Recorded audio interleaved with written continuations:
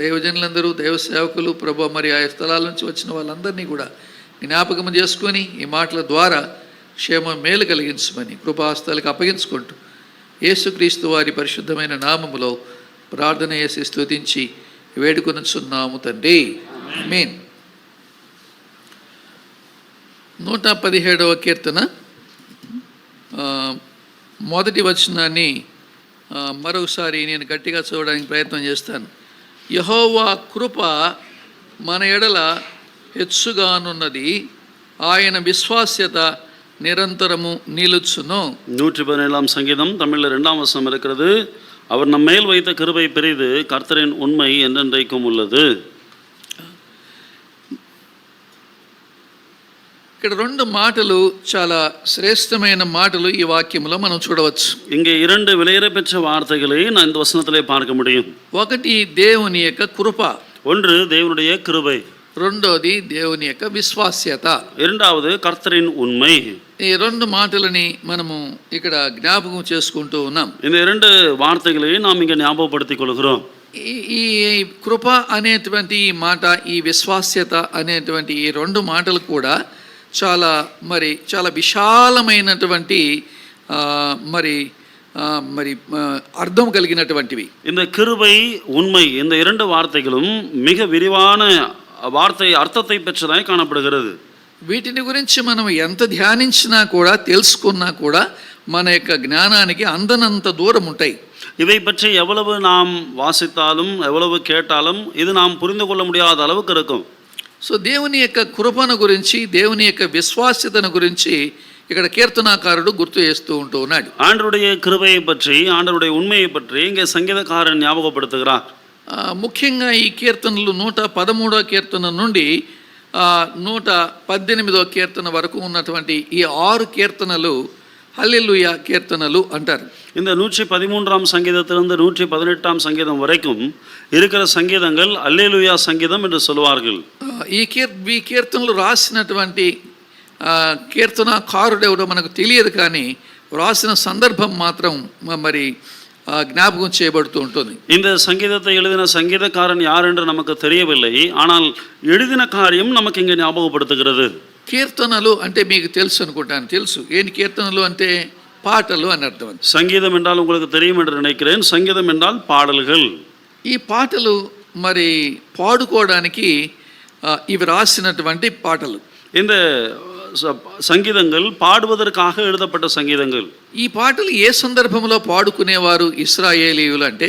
இந்த ఇశ్రాయేలர்கள் இந்த సంగీతத்தை எந்த సూழ்நிலையிலே పాడువాர்கள் என்றால், మామూలుగా వీరు పస్కా పండుగ సందర్భంలోను, పెద్దకోస్తు పండుగ సందర్భంలోను, పర్ణశాలల పండుగ సందర్భంలోను ఈ కీర్తనలు పాడుకునేవాళ్ళు. வழக்கமாக அவர்கள் பஸ்காவின் சூழ்நிலையிலே, பண்டிகையின் வேளையிலே அவர்கள் இந்த பாடல்களை பாடுவார்கள். మన కీర్తనల పుస్తకంలో కూడా మనం కొన్ని చూస్తాం కదా. நாம் సంగీతத்திலே கூட சிலவை பார்ப்போம் இல்லையா? గుడ్ ఫ్రైడే సందర్భంగా పాడుకునే పాటలు కొన్ని ఉంటాయి.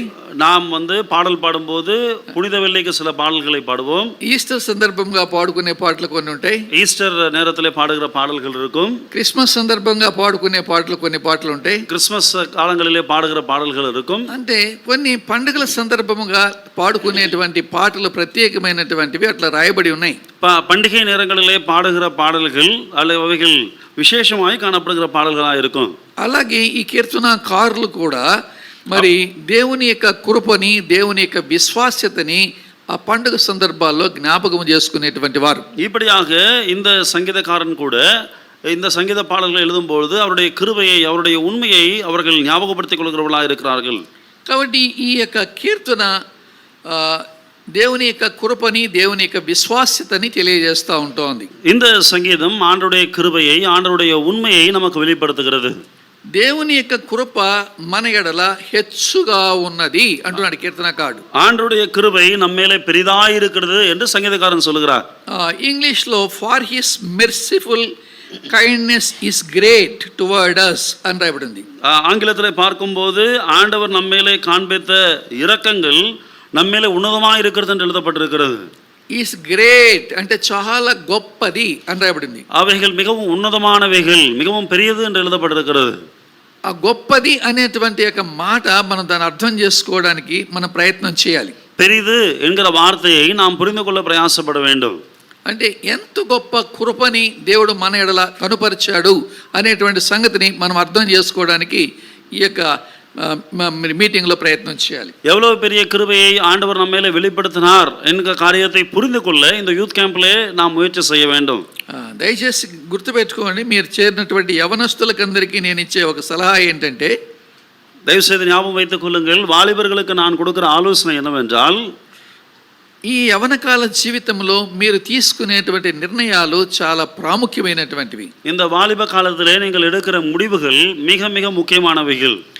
ముఖ్యంగా నేను యవనస్తులైనటువంటి వారికి సామాన్యంగా ఈ మాటలు చెబుతూ ఉంటాను. வழக்கமாக நான் வாலிபர்களுக்கு இந்த வார்த்தைகளை சொல்வதுண்டு. మీ యవనకాల జీవితంలో உங்கள் வாலிப நாட்களில் 15 సంవత్సరాల వయసు నుండి 22 సంవత్సరాల వయసు అనేది చాలా ఇంపార్టెంట్ వయసు. 15 వయதிலிருந்து 22 వయது వరకు மிக முக்கியமான వయது. ఎన్ని సంవత్సరాలు? எத்தனை వయது? எத்தனை வருஷம்? 7 సంవత్సరాలు. 7 வருஷம். మీ జీవితంలో ఈ 7 సంవత్సరాలు మీరు దైవికమైన భయం కలిగి దేవునికి మీ హృదయంలో చోటిచ్చి దేవుని మీ హృదయంలో చేర్చుకొని మీరు స్పష్టంగా దేవుని మందిరాన్ని హత్తుకొని మీరు ఉన్నట్టయితే, இந்த 7 வருடங்கள் உங்களுடைய வாழ்க்கையிலே ஆண்டவரை ஏற்றுக்கொண்டு ஆண்டவருக்கு உங்களுடைய இருதயத்தில் இடம் கொடுத்து ஆண்டவருடைய பயத்தை பெற்று உங்கள் வாழ்க்கையில் நீங்கள் காணப்பட்டால், మిగతా మీ జీవితకాలం అంతటినీ ఎంతో ప్రశాంతంగా నెమ్మదిగా ఆనందంగా మీ జీవితాన్ని మీరు గడపచ్చు. மீதி இருக்கிற உங்கள் வாழ்நாள் முழுவதையும் மிக நிம்மதியாக மிக இளைப்பாறுதலோடு நீங்கள் அதை கடத்தி விடலாம். 15 to 22 అనేది చాలా వాల్యుబుల్ మరి ఇయర్స్ ఆఫ్ యువర్ లైఫ్. 15 వయதிலிருந்து 22 వయது வரைக்கும் உங்களுடைய வாழ்க்கையினுடைய வாழ்நாட்களிலே மிகவும் விலையேறப்பெற்ற வயதாய் காணப்படுகிறது. 15 సంవత్సరాలకు ముందు మీకు అంత సరైనటువంటి అవగాహన ఉండకపోవచ్చు. 15 వయதுக்கு முன்பு உங்களுக்கு சரிதான புரிதல் இல்லாமல் இருக்கலாம். 22 సంవత్సరాల తర్వాత అప్పటికే మీ కాలం చాలా వరకు గడిచిపోయి ఉంటుంది. 22 వయது వరకు வரும்போது அப்பொழுதே உங்களுக்கு மிக காலம் போயிருக்கும். ఈ 7 సంవత్సరాలు మీరు దైవికమైన భయం కలిగి ఈ 7 సంవత్సరాలలో మీ యొక్క హృదయాన్ని దేవునికి ఇవ్వగలిగితే మీ అంత అద్భుతమైన వాళ్ళు, ఆశీర్వదింపబడిన వాళ్ళు మరి ఎవరు ఉండరు. இந்த 7 வருடங்களிலே உங்களுடைய வாழ்க்கையை ஆண்டவருக்காக ஒப்பு கொடுத்து ஆண்டவருக்காக நீங்கள் ரெஜிஸ்டர் செய்து கொண்டால் உங்களைப் போல அற்புதமான அந்த வாழ்க்கை வேறு யாருக்கும் இருக்காது. పరిశుద్ధ గ్రంథం బైబిల్లో కానీ, பரிசுத்த வேதாகமத்தில் ஆகட்டும், లేకపోతే మిషనరీ లైఫ్లో కానీ, இல்லை என்றால் மிஷனரியினுடைய வாழ்க்கையில் ஆகட்டும், అంటే అనేక మంది మిషనరీల యొక్క జీవితాలు మనం చూస్తే అనేక మిషనరీయుடைய வாழ்க்கையை நாம் பார்ப்போம் என்றால், బహు గొప్పగా దేవుని కొరకు వాడబడినటువంటి దైవజనులైనటువంటి వారు అందరూ కూడా மிக வல்லமையாக ஆண்டவருக்காக உபயோகப்படுத்தப்பட்ட எல்லா தேவ ஊழியக்காரர்களும் ఈ మధ్యకాలంలోనే దేవునికి వారి హృదయాన్ని ఇచ్చారు. இந்த இடைப்பட்ட நேரத்திலே தான் வயதிலே தான் தங்களுடைய இருதயத்தை ஆண்டவருக்கு கொடுத்தார்கள். బైబిల్లో మన జ్ఞాపకం చేసుకుంటూ వస్తే ఇద్దరిని జ్ఞాపకం చేస్తాను నేను. வேதாகமத்திலே நான் சொல்ல வேண்டும் என்றால் 2 பேரை ஞாபகப்படுத்துவேன். దావీదు నేను చెప్పిన ఈ వయసు కాలంలోనే తన హృదయాన్ని దేవునికి సంపూర్ణంగా అప్పగించినట్టు మనకు అర్థమవుతుంది. நான் சொன்ன இந்த வயதின் காலகட்டத்திலே தான் தாவீது தன்னுடைய வாழ்க்கையை ஆண்டவருக்காக சம்பூர்ணமாக ஒப்பு கொடுத்திருப்பார். దేవుడు ఒక అద్భుతమైనటువంటి ఉన్నతమైన స్థాయికి దావీదుని దేవుడు తీసుకొని వెళ్ళాడు. ஆண்டவர் ஒரு அற்புதமான உன்னதமான நிலைக்கு தாவீதை கொண்டு சென்றிருப்பார். యోసేపు కూడా అలాంటి వయసులోనే తన హృదయాన్ని సంపూర్ణంగా దేవునికి ఇచ్చాడు. யோசேப்பு கூட அந்த வயதிலே தான் தன் இருதயத்தை முழுமையாக ஆண்டவருக்கு கொடுத்தான். దేవుడు అద్భుతమైన విధానంలో యోసేపుని దీవించాడు. ஆண்டவர் அற்புதமான விதத்திலே யோசேப்பை ஆசీర్వదిத்தார். దానియేలు, షడ్రకు, మేషకు, అబేద్నెగోలు అనేటువంటి వాళ్ళు బబులోను సామ్రాజ్యంలో ఈ వయసులోనే వారు మరి దేవునికి వారి హృదయాన్ని అప్పగించారు. தானியேல், ஷேத்ராக், மேஷக், ஆபேத்நேகோ இவர்கள் கூட பாபிலோன் சாம்ராஜ்யத்திலே இந்த வயதிலே தான் ஆண்டவருக்காக ஒப்பு கொடுத்தார்கள். వారు అద్భుతమైనటువంటి విధానములో దేవుని చేత హెచ్చింపబడ్డారు. அவர்கள் అற்புதமான విధத்திலே ఆండవరాలే ఉయర్తపట్టాர்கள். కాబట్టి ఈ వయసు చాలా ప్రాముఖ్యమైనది. இந்த వయது మిக ముఖ్యமானது. ఈ వయసులో మీరు యేసు ప్రభువుని మీ సొంత రక్షకునిగా అంగీకరించి ఆయనకు మీ హృదయాన్ని ఇచ్చి ఆయనతో కూడా మీరు గడిపేటువంటి యొక్క సమయము చాలా అద్భుతమైనది. இந்த வயதிலே ஆண்டவருக்காக உங்கள் இருதயத்தை கொடுத்து அவரோட நேரத்தை நீங்கள் செலவழிப்பது மிக மிக விலையேற பெற்றது. ఈ సమయాన్ని మీరు దుర్వినియోగపరచుకుంటే, இந்த நேரத்தை நீங்கள் வீணடித்துக் கொண்டால், అంటే దుర్వినియోగపరచుకోవడము అంటే దేవుడు లేనటువంటి యొక్క జీవితము చాలా నిరర్ధకమైనది. அதை வீணடிப்பது அல்லது தவறு விடுவது என்றால் ஆண்டவர் இல்லாத வாழ்க்கை அது மிகவும் மோசகரமாய் காணப்படுகிறது. అది మనకి ఏమాత్రం కూడా ప్రయోజనం కలిగించలేదు. அது நமக்கு ஒரு காலம் பிரயோஜனத்தை கொண்டு வராது. కాబట్టి దేవుడు ఈ యవన కాల జీవితంలో ఉండగానే దేవుడు నీ హృదయాన్ని దేవునికి ఇవ్వాలి అని ఆయన కోరుకుంటూ ఉన్నాడు. நீ வாலிபனா இருக்கும் பொழுதே உன் இதயத்தை ஆண்டவருக்காக கொடுக்க வேண்டும் என்று சொல்லி ஆண்டவர் விரும்புகிறார். అందుకని యవన కాల జీవితాన్ని గురించి ఆయన చాలా చక్కని మాటలు జ్ఞాపకం చేస్తూ వచ్చాడు. அதற்காக தான் வாலிப காலத்தை குறித்து அருமையான வார்த்தைகளை அவர் சொல்லிக் கொண்டு வந்தார். మనం అందరం చదువుకుంటూనే ఉన్నాం. நாம் எல்லாரும் வாசித்துக் கொண்டுதான் இருக்கிறோம். ఈ మాట మీరు పదే పదే చదివి ఉంటారు. యవనస్తులు ఎవరైనా చదవండి. విలాప వాక్యములు 3వ అధ్యాయం 27, 28 వచనాలు. இந்த வார்த்தையை அனைவரும் வாசித்திருப்பீர்கள். புலம்பல் 3, 27, 28. విలాప వాక్యములు 3వ అధ్యాయము 27, 28 వచనాలు ఎవరైనా చదవండి. புலம்பல் 3. యవన కాలమున కాడి మోయుట నరునికి మేలు, అతని మీద దానిని మోపినవాడు యెహోవాయే. గుర్తుపెట్టుకోండి, యవన కాలమున అంటే వృద్ధాప్యములో అని చెప్పలేదు, బాల్యములో అని చెప్పలేదు. మరి దేవుడు చెప్పలేదు இங்கே வயதான காலத்திலே அல்லது சிறு வயதிலே என்று சொல்லவில்லை. బాల్యకాలంలోనే ఈ కాడి మోపాలి అని దేవుడిని చెప్పలేదు. சிறு வயதிலே వృద్ధాప్యములో మోపాలి అని చెప్పలేదు. దేవుడు యవన కాలములో అంటున్నాడు. சிறு வயதிலே இந்த நுகத்தை சுமக்க வேண்டும் என்று சொல்லவில்லை, வயதான காலத்தில் என்று சொல்லவில்லை, அவர் வாலிப காலத்தில் என்று சொல்லுகிறார். యవన కాలమున కాడి మోయుట నరునికి మేలు. தன் இளம் பிராயத்தில் நுகத்தை சுமக்கிறது மனுஷனுக்கு நல்லது. దాని అతని మీద మోపినది దేవుడే. அவன் மேலே சுமத்தினவர் ஆண்டவர் தான். ఎందుకు మోపాడు? எதற்காக சுமத்தினார்? మీలో బహుశా చాలా మందికి కాడి అనేటువంటి ఒక విషయం తెలుసునో తెలదో. உங்களில் அநேகருக்கு இந்த நுகம் என்றால் தெரியுமோ தெரியாதோ எனக்கு தெரியவில்லை. కాడి అంటే 2 ఎడ్లు ఉంటాయి. అంటే நுகம் என்று சொன்னால் 2 காளைகள் இருக்கும். అంటే ఆక్స్ అంటారు కదా, ఎద్దులు అంటే ఎద్దులు తెలుసు కదా మీకు. కాలమాడు తెలియలేగా. ఆ రెండింటిని ఒక కర్ర ద్వారా కట్టేసేసి అవి ఒకదాంతో ఒకటి నడవాలని అలా దాన్ని ఒక కర్ర వాటి మీద పెట్టి కట్టేస్తారు. దాన్ని కాడి అంటారు. அந்த 2 மாடு காலமாடும் ஒன்றா இருக்கறதுக்காக ஒரு பலகை மாதிரி அது மேல ஒரு மரத்தை போட்டு அதை வண்டி இழுக்க செய்வார்கள். అంటే దేవునితో కూడా కాడి కట్టబడిన అనుభవాన్ని యవన కాలములోనే మరి యవనస్తుడు కలిగి ఉండడం మంచిది అని దేవుని యొక్క వాక్యం సెలవిస్తుంది. ஆண்டவரோடு நுகத்தை நாம் கட்டப்பட்டவர்களாக அவர் இணைக்கப்பட்டிருக்க வேண்டும் வாலிபர்கள் என்பதுதான் ஆண்டவருடைய பிரியமாக இருக்கிறது. యవన కాలం అంటే మామూలుగా మన జ్ఞాపకం చేసుకునేటువంటి విషయం ఏమిటంటే ఇంగ్లీష్లో మాట్లాడేది టీనేజ్ అంటారు. వాలిబ ప్రాయத்திலே என்று சொன்னால் ஆங்கிலத்தில் பேசுவது இளம் வயதிலே. టీన్ ఎక్కడి నుంచి స్టార్ట్ అవుతుంది?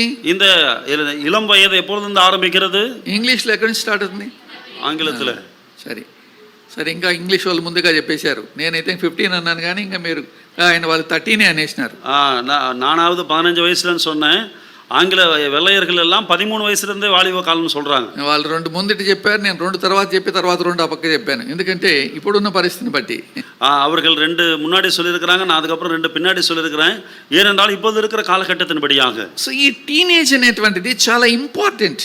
இந்த நடுத்தர இந்த இளம் வயது என்பது மிகவும் முக்கியமானது. ఈ టీన్ ఏజ్ లో నీవు దేవునితో జత కట్టబడిన అనుభవములో నీవు ఉండాలి. இந்த பசுமரத்தாணி பருவம் என்று சொல்வார்கள். இந்த நேரத்திலே ஆண்டவரோடு இணைக்கப்படுவது மிகவும் அவசியம். ఈ సబ్జెక్టు ఇప్పుడు దీనికి సంబంధించింది కాకపోయినా మీకు అవసరత కాబట్టి నేను జ్ఞాపకం చేస్తూ ఉంటున్నాను. இந்த நான் சொல்லுகிற செய்தியானது இப்பொழுது நமக்கு இருக்கிற தலைப்போடு ஒத்ததா இல்லாவிட்டாலும் உங்களுக்கு நான் ஞாபகப்படுத்துகிறேன். ఈ కాడి మనకు 7 సంగతులు చెప్తుంది. இந்த நுகம் நமக்கு 7 காரியங்களை சொல்கிறது.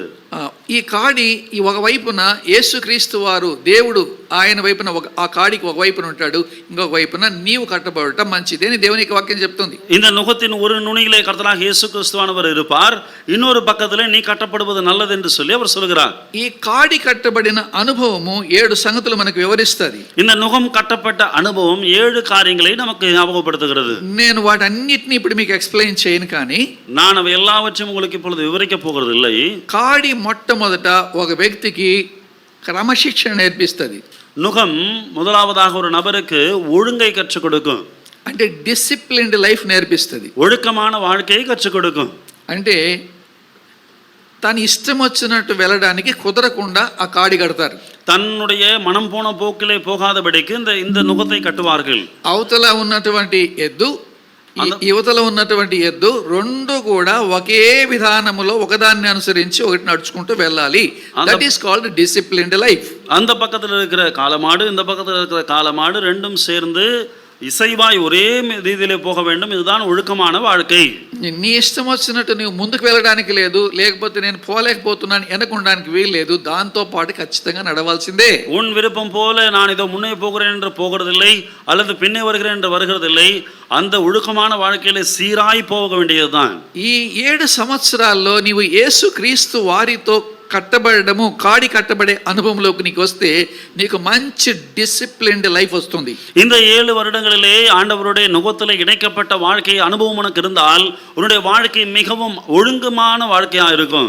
ఒక వ్యక్తి యొక్క జీవితము ఫలవంతంగా ఉండాలి అంటే అతని లైఫ్ డిసిప్లిన్డ్ లైఫ్ అయి ఉండాలి. ஒரு நபருடைய வாழ்க்கை பலனுள்ள வாழ்க்கையா இருக்க வேண்டும் என்று சொன்னால் அவருடைய வாழ்க்கை ஒழுங்கு கிரமமான வாழ்க்கையா இருக்க வேண்டும். బహుశా మీరు చాలా క్యాంపులు ఎదుర్కొని ఉంటారు, చెప్పే ఉంటారేమో నాకు తెలియదు, కానీ నేను ఒక మాట ఈ రాత్రి జ్ఞాపకం చేయాలనుకుంటున్నాను. நீங்கள் அநேக வாலிபர் முகாமில் கலந்து கொண்டு இருப்பீர்கள், உங்களுக்கு சொல்லியிருக்கலாம் கூட. ஆனாலும் இந்த இரவு வேளையிலே ஒரு வார்த்தை உங்களுக்கு நான் ஞாபகப்படுத்துகிறேன். డిసిప్లిన్ స్పెల్లింగ్ మీకు అందరికి తెలుసు అనుకుంటాను. டிசிப்ளின் இங்கிலீஷ்ல அதனுடைய ஸ்பெல்லிங் உங்களுக்கு தெரியும்னு நினைக்கிறேன். తెలుసా? தெரியும் இல்லைங்க? ఎవరైనా ఒకరు చెప్పండి. யாராவது ஒருத்தர் சொல்லுங்க. DISCIPLINE. రైట్, ఓకే, మంచి, చాలా మంది చెప్పగలిగారు, సంతోషం. நல்லது. డిసిప్లిన్ అనేటువంటి ఈ పదములో ఉండేటువంటి ఈ యొక్క అక్షరాలని డి ఆల్ఫాబెట్ లో ఎన్నో అక్షరం అది 4, దాన్ని 4 అని లెక్కేయండి. இந்த டிசிப்ளின் ఇంగ్లీష్ వార్త இருக்கிறது இல்லையா? ఐ దాని పొజిషన్ ఏంటి? డి ఎత్నావది ఎస్ దాని పొజిషన్ ఏంటి? పి దాని పొజిషన్ ఏంటి? ఆ పొజిషన్స్ మీరు లెక్కేయండి. 26లో ఉన్నటువంటి ఈ అక్షరాల పొజిషన్ ఏందో మీరు లెక్కబెట్టి టోటల్ని మీరు కలపండి, కలిపితే 100 వస్తుంది. இந்த டிசிப்ளின்ல டி என்கிற வார்த்தை இங்கிலீஷ்ல 4வது வார்த்தை. இந்த மாதிரி ஐ எஸ் இந்த எல்லா எழுத்துமே ஏபிசிடியில் 26 எழுத்துல இந்த எந்த எழுத்துன்னு சொல்லி நீங்கள் கூட்டிங்கன்னா கூட்டல் உங்களுக்கு 100 வரும். ఇంగ్లీష్ ఆల్ఫాబెట్ 26 అక్షరాలు ఉన్నాయి. 26 అక్షరాల్లో డి పొజిషన్ ఏంది? 4. I position, S position, P position, ఆ పొజిషన్లను మీరు లెక్కేసి టోటల్ కలిసి యాడ్ చేయండి, మీకు 100 వస్తుంది. நீங்கள் இங்கிலீஷில் ஆங்கில எழுத்துக்கள் 26 இருக்கிறது. அதில் டி என்ற எழுத்து 4வது எழுத்து, ஐ என்றது எஸ், PLINE, இந்த எழுத்துக்கள் எல்லாம் எத்தனாவது எழுத்து என்று சொல்லி நீங்கள் எழுதி மொத்தத்தையும் கூட்டி பாருங்கள், உங்களுக்கு பதில் 100 கிடைக்கும். మీ జీవితంలో 100% సక్సెస్ అనేటువంటిది కావాలి అంటే డిసిప్లిన్డ్ లైఫ్ లేకుండా ఏ విధమైనటువంటి ఫలవంతమైన, సంతోషకరమైన, ఆనందకరమైన జీవితాన్ని మన జీవితంలో గడపలేము. உங்களுடைய வாழ்க்கையிலே பலனுள்ள வாழ்க்கை இருக்க வேண்டும் என்று சொன்னால் நீங்கள் இந்த ஒழுங்கு இல்லாமல் நீங்கள் பலனுள்ள வாழ்க்கையை ஒரு காலம் நீங்கள் வாழ முடியாது. నీ వ్యక్తిగత జీవితంలో కానీ, உன்னுடைய தனிப்பட்ட வாழ்க்கை నీ ஆகட்டும், కుటుంబ జీవితంలో కానీ, உன் குடும்ப வாழ்க்கை నీ ஆகட்டும், ఆధ్యాత్మిక జీవితంలో కానీ உன்னுடைய ஆவிக்குரிய வாழ்க்கை ஆகட்டும், ఈ క్రమశిక్షణను కలిగి ఉండడానికి ప్రయత్నం చేయాలి. இந்த ஒழுங்குமுறையை நீங்கள் பெற்றிருப்பதற்கு முயற்சி செய்ய வேண்டும். ఈ క్రమశిక్షణ నీకు ఒక అద్భుతమైనటువంటి విధానములో నిన్ను సిద్ధపరుస్తుంది. இந்த ஒழுங்குமுறை உன்னை அற்புதமான விதத்திலே உன்னை ஆயத்தப்படுத்துகிறது. దేవుని చేత బహుగా దీవించబడిన ప్రతి ఒక్కరు కూడా ఈ క్రమశిక్షణ కలిగిన వాళ్ళే. ஆண்டவராலே அதிகமாய் ஆசீர்வதிக்கப்பட்டவர்கள் எல்லோரும் இந்த ஒழுங்குமுறையை பெற்றவர்கள் தான்.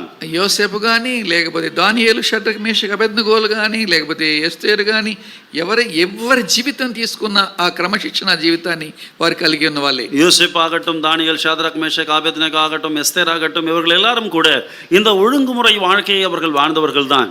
రెండవది, నేను ఎందుకంటే టైం లేదు కాబట్టి నేను త్వరగా ముగించడానికి ప్రయత్నం చేస్తాను. இரண்டாவதாக, நேரமில்லை, சீக்கிரமாக முடிக்க பிரயாசப்படுகிறேன். కాడి రెండో విషయాన్ని గుర్తు చేస్తుంది. ఏంటంటే బేరింగ్ బర్డన్ అంటే అర్థం ఏంటంటే బాధ్యత వహించడం అని. இரண்டாவதாக இந்த நுகம் நமக்கு எதை ஞாபகப்படுத்துகிறது என்றால் பாரத்தை சுமப்பது, அதாவது பொறுப்பை சுமப்பது. కాడి బాధ్యతను నేర్పిస్తుంది. இந்த நுகம் நமக்கு உத்தரவாதத்தை கற்றுக் கொடுக்கிறது.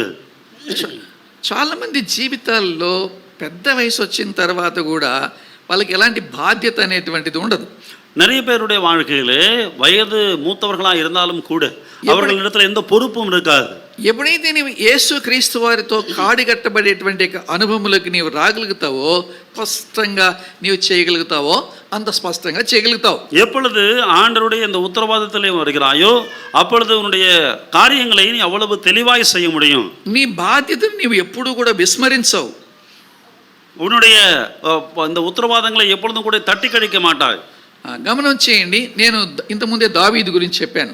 இதை ஞாபகப்படுத்திக் கொள்ளுங்கள். இதற்கு முன்பதாக நான் தாவீதை பற்றி சொன்னேன். దావీదు చిన్నప్పటి నుంచి ఏం పని చేస్తాడు? தாவீது சிறுவயது முதல் கூட என்ன வேலை செய்வார்?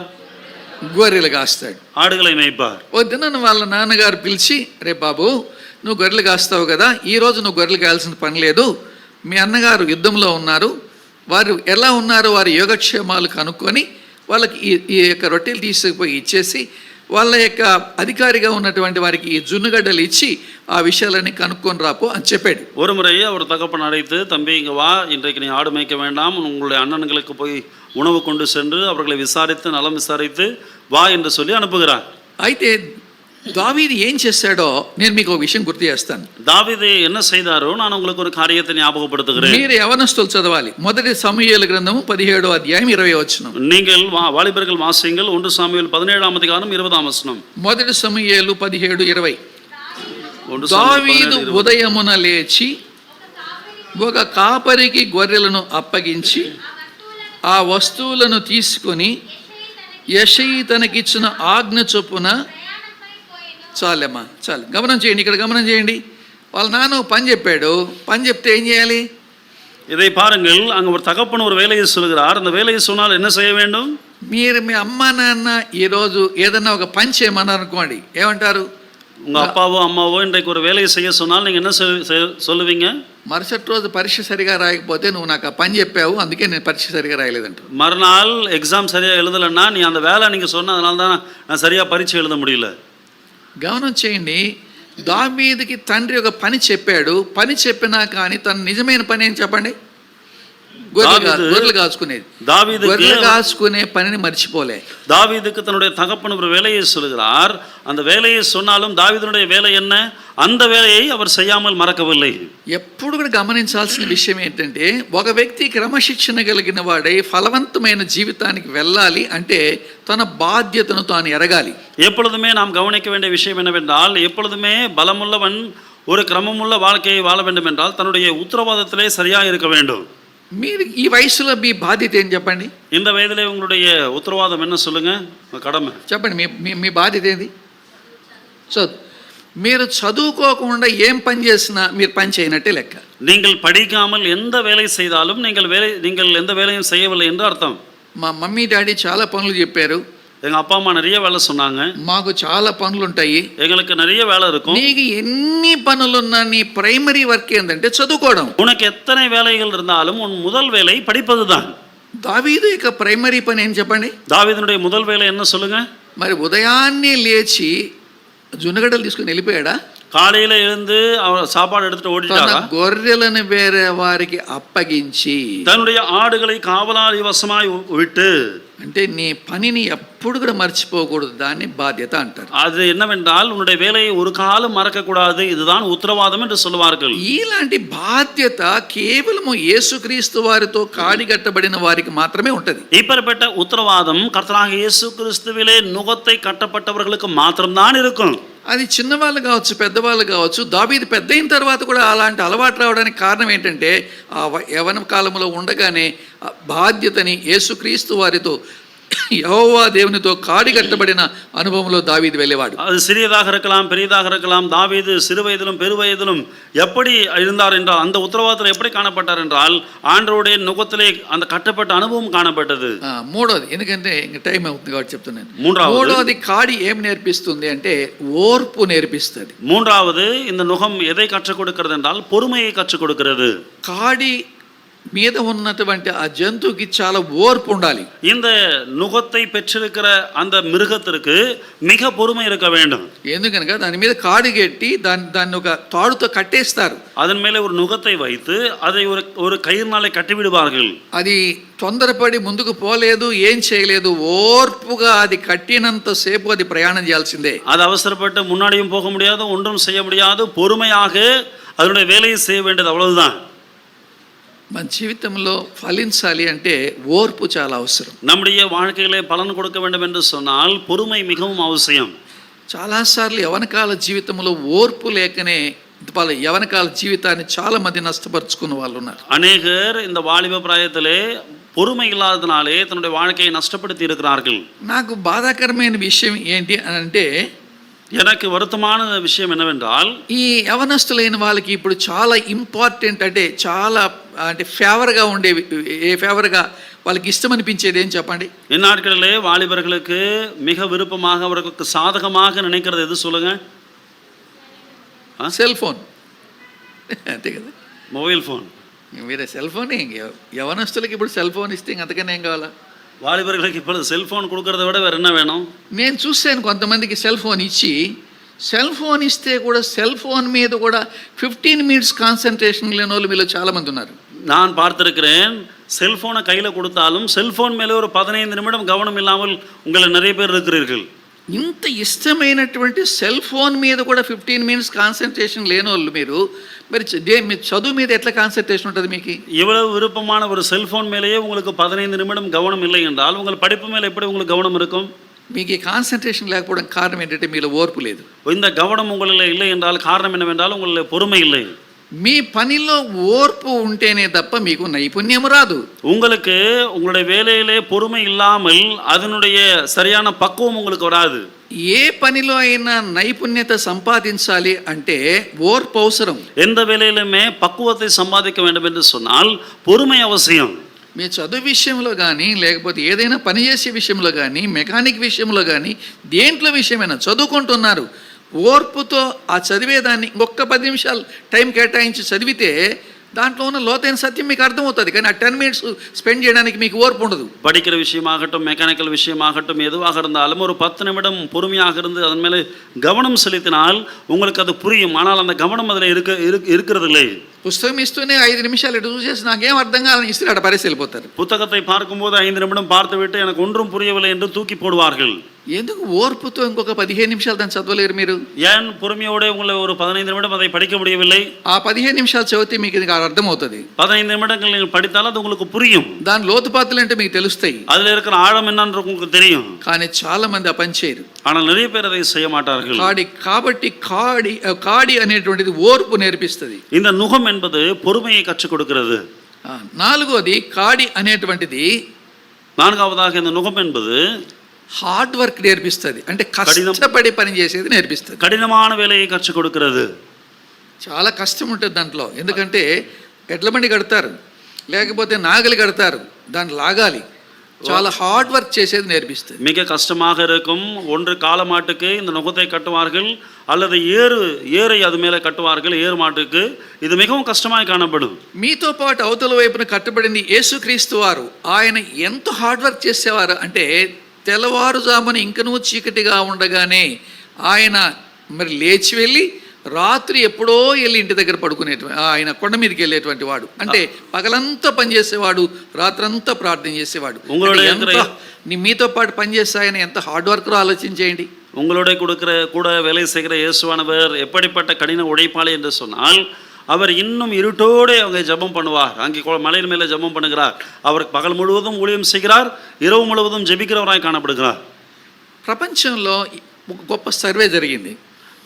இந்த உலகத்திலே ஒரு புள்ளி விவரம் எடுக்கப்பட்டது. ఈ సర్వేలో ఏం అర్థమైంది అని అంటే, இந்த புள்ளி விவரத்திலே என்ன புரிந்தது என்றால், మీలాంటి వాళ్ళని సర్వే చేశారు. உங்களை போல வாலிபர்களை தான் புள்ளி விவரம் எடுத்தார்கள். అంటే యవనస్తులైన వాళ్ళని సర్వే చేశారు. வாலிபர்களை புள்ளி விவரம் எடுத்தார்கள். సర్వేలో అర్థమైన విషయం ఏంటంటే, இந்த புள்ளி விவரத்திலே தெரிந்த காரியம் என்னவென்றால், ఇంటెలిజెంట్ అయిన వానికంటే சாமர்த்தியமானவர்களை விட హార్డ్ వర్కరే ఎక్కువ బెనిఫిట్స్ పొందాడు.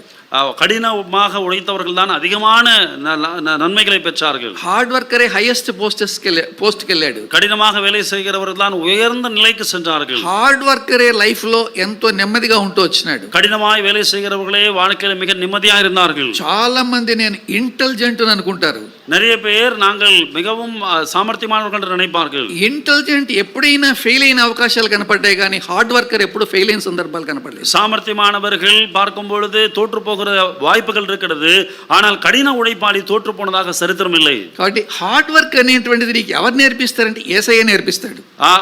இந்த కఠిన ఉழைப்பு யார் உனக்கு கற்றுக் கொடுப்பார்? இயேசுவானவர் தான் கற்றுக் கொடுப்பார். ఆయనతో కూడా కాడి కట్టబడిన అనుభవంలో నువ్వు రాగలిగితే, அவருடைய இந்த நுகத்திலே கட்டப்பட்ட அனுபவத்தில் நீர் வந்து வருவாயானால்.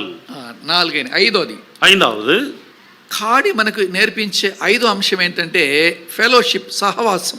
இந்த நுகம் நமக்கு கற்றுக் கொடுக்கிற ஐந்தாவது காரியம் என்னவென்றால் ஐக்கியம். ఆ రెండు ఎడ్లు ఎంత సహవాసంలో ఉంటాయంటే అవి ఒకదానికొకటి ఎప్పుడు హాని చేసుకోవు, ఒకదాని ఒకటి పొడుచుకోవు. అవి ఎంతో నెమ్మదిగా ప్రశాంతంగా రెండు కలిసిపోతుంటాయి. இந்த ரெண்டு காளை மாடுகளும் எவ்வளவு ஒற்றுமையா இருக்கும் என்று சொன்னால், ஒன்றுக்கொன்று தீமை செய்யாது, ஒன்றுக்கொன்று முட்டிக்கொள்ளாது, ரெண்டு பேரும் సౌఖ్యமாய் காணப்படும். యేసయ్యతో నీ సహవాసం నిన్ను ఎంతో అద్భుతమైనటువంటి స్థితికి తీసుకొని వెళ్తుంది. యేసువానవரோடு உன்னுடைய ஐக்கியம் உன்னை అద్భుతமான నిலைకి கொண்டு செல்கிறது. కాబట్టి సహవాసము నేర్చుకోవాలి అంటే, సహవాసం యొక్క విలువ నీకు అర్థం కావాలంటే నువ్వు కాడి కట్టబడే అనుభవంలోకి, కాడి కిందికి నువ్వు రావడం నేర్చుకోవాలి. ஐக்கியத்தினுடைய அருமை உனக்கு தெரிய வேண்டும் என்று சொன்னால் இந்த நுகத்திலே கட்டப்பட்ட அனுபவத்திற்கு கீழே நீ வர வேண்டும். ஆறாவது కాడి మరొక విషయం మనకు నేర్పిస్తుంది. நுகம் இன்னொரு காரியத்தை நமக்கு கற்றுக் கொடுக்கிறது. విధేయత నేర్పిస్తుంది. அது தாழ்மையை கீழ்ப்படுதலை கற்றுக் கொடுக்கிறது.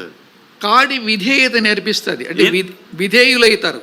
இந்த நுகம் கீழ்ப்படுதலை நமக்கு கீழ்ப்படிந்தவர்களாக கற்றுக் கொடுக்கிறது. విధేయత వలన అనేకమైన ఆశీర్వాదాలు ఉన్నాయి. கீழ்ப்படினாலே அநேகமான ஆசீர்வாதங்கள் இருக்கிறது. యేసయ్య కూడా విధేయత నేర్చుకున్నాడు. ఆయన యేసువానவர் కూడా కీழ்పడిదలై కற்றுకొండారు. మనం చూస్తాం హెబ్రీయులకు రాసిన పత్రిక 5వ అధ్యాయం 8వ వచనంలో ఆ మాట ఉంది. ఎబ్రాయర్ 5:8 இந்த வார்த்தை இருக்கிறது.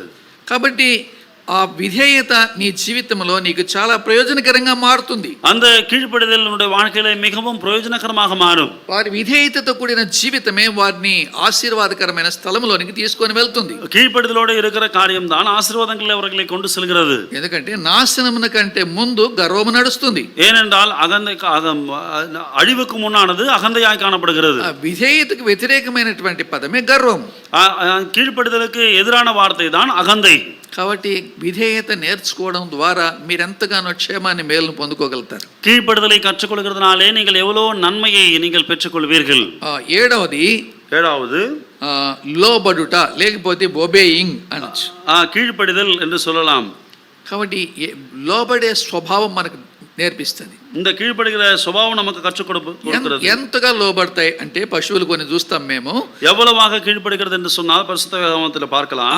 యజమానుడైనటువంటి అతను కాడి తీసుకొని ఇట్లా వస్తూనే అవే వచ్చి దాని కిందికి వచ్చి నిలబడిపోతాయి. இந்த எஜமான் இந்த நுகத்தை கொண்டு வரும்போது அந்த காளை மாடுகள் அவைகளாகவே வந்து அவைகளை ஏற்றுக்கொள்ளும். సో ఈలాగున యేసుక్రీస్తు వారి కాడి కిందికి మీరు వస్తే 7 రకాలైనటువంటి మేలులని మీరు యవన కాలంలో పొందగలుగుతారు. இப்படியாக இயேசு கிறிஸ்துவினுடைய நுகத்திற்கு கீழே நீங்கள் வந்தால் வாலிபர்களாகிய நீங்கள் 7 விதமான நன்மைகளை பெற்றுக்கொள்வீர்கள். మీరు ఇక్కడ కూర్చున్న వాళ్ళలో చాలా మంది ఈ ఏజ్ గ్రూప్ లోనే ఉన్నారు. இங்கே அமர்ந்திருக்கிறவர்களே நிறைய பேர் இந்த வயது சம்பந்தப்பட்டவர்கள் தான் இருக்கிறீர்கள். 15 to 22 మధ్యలోనే ఉన్నారు.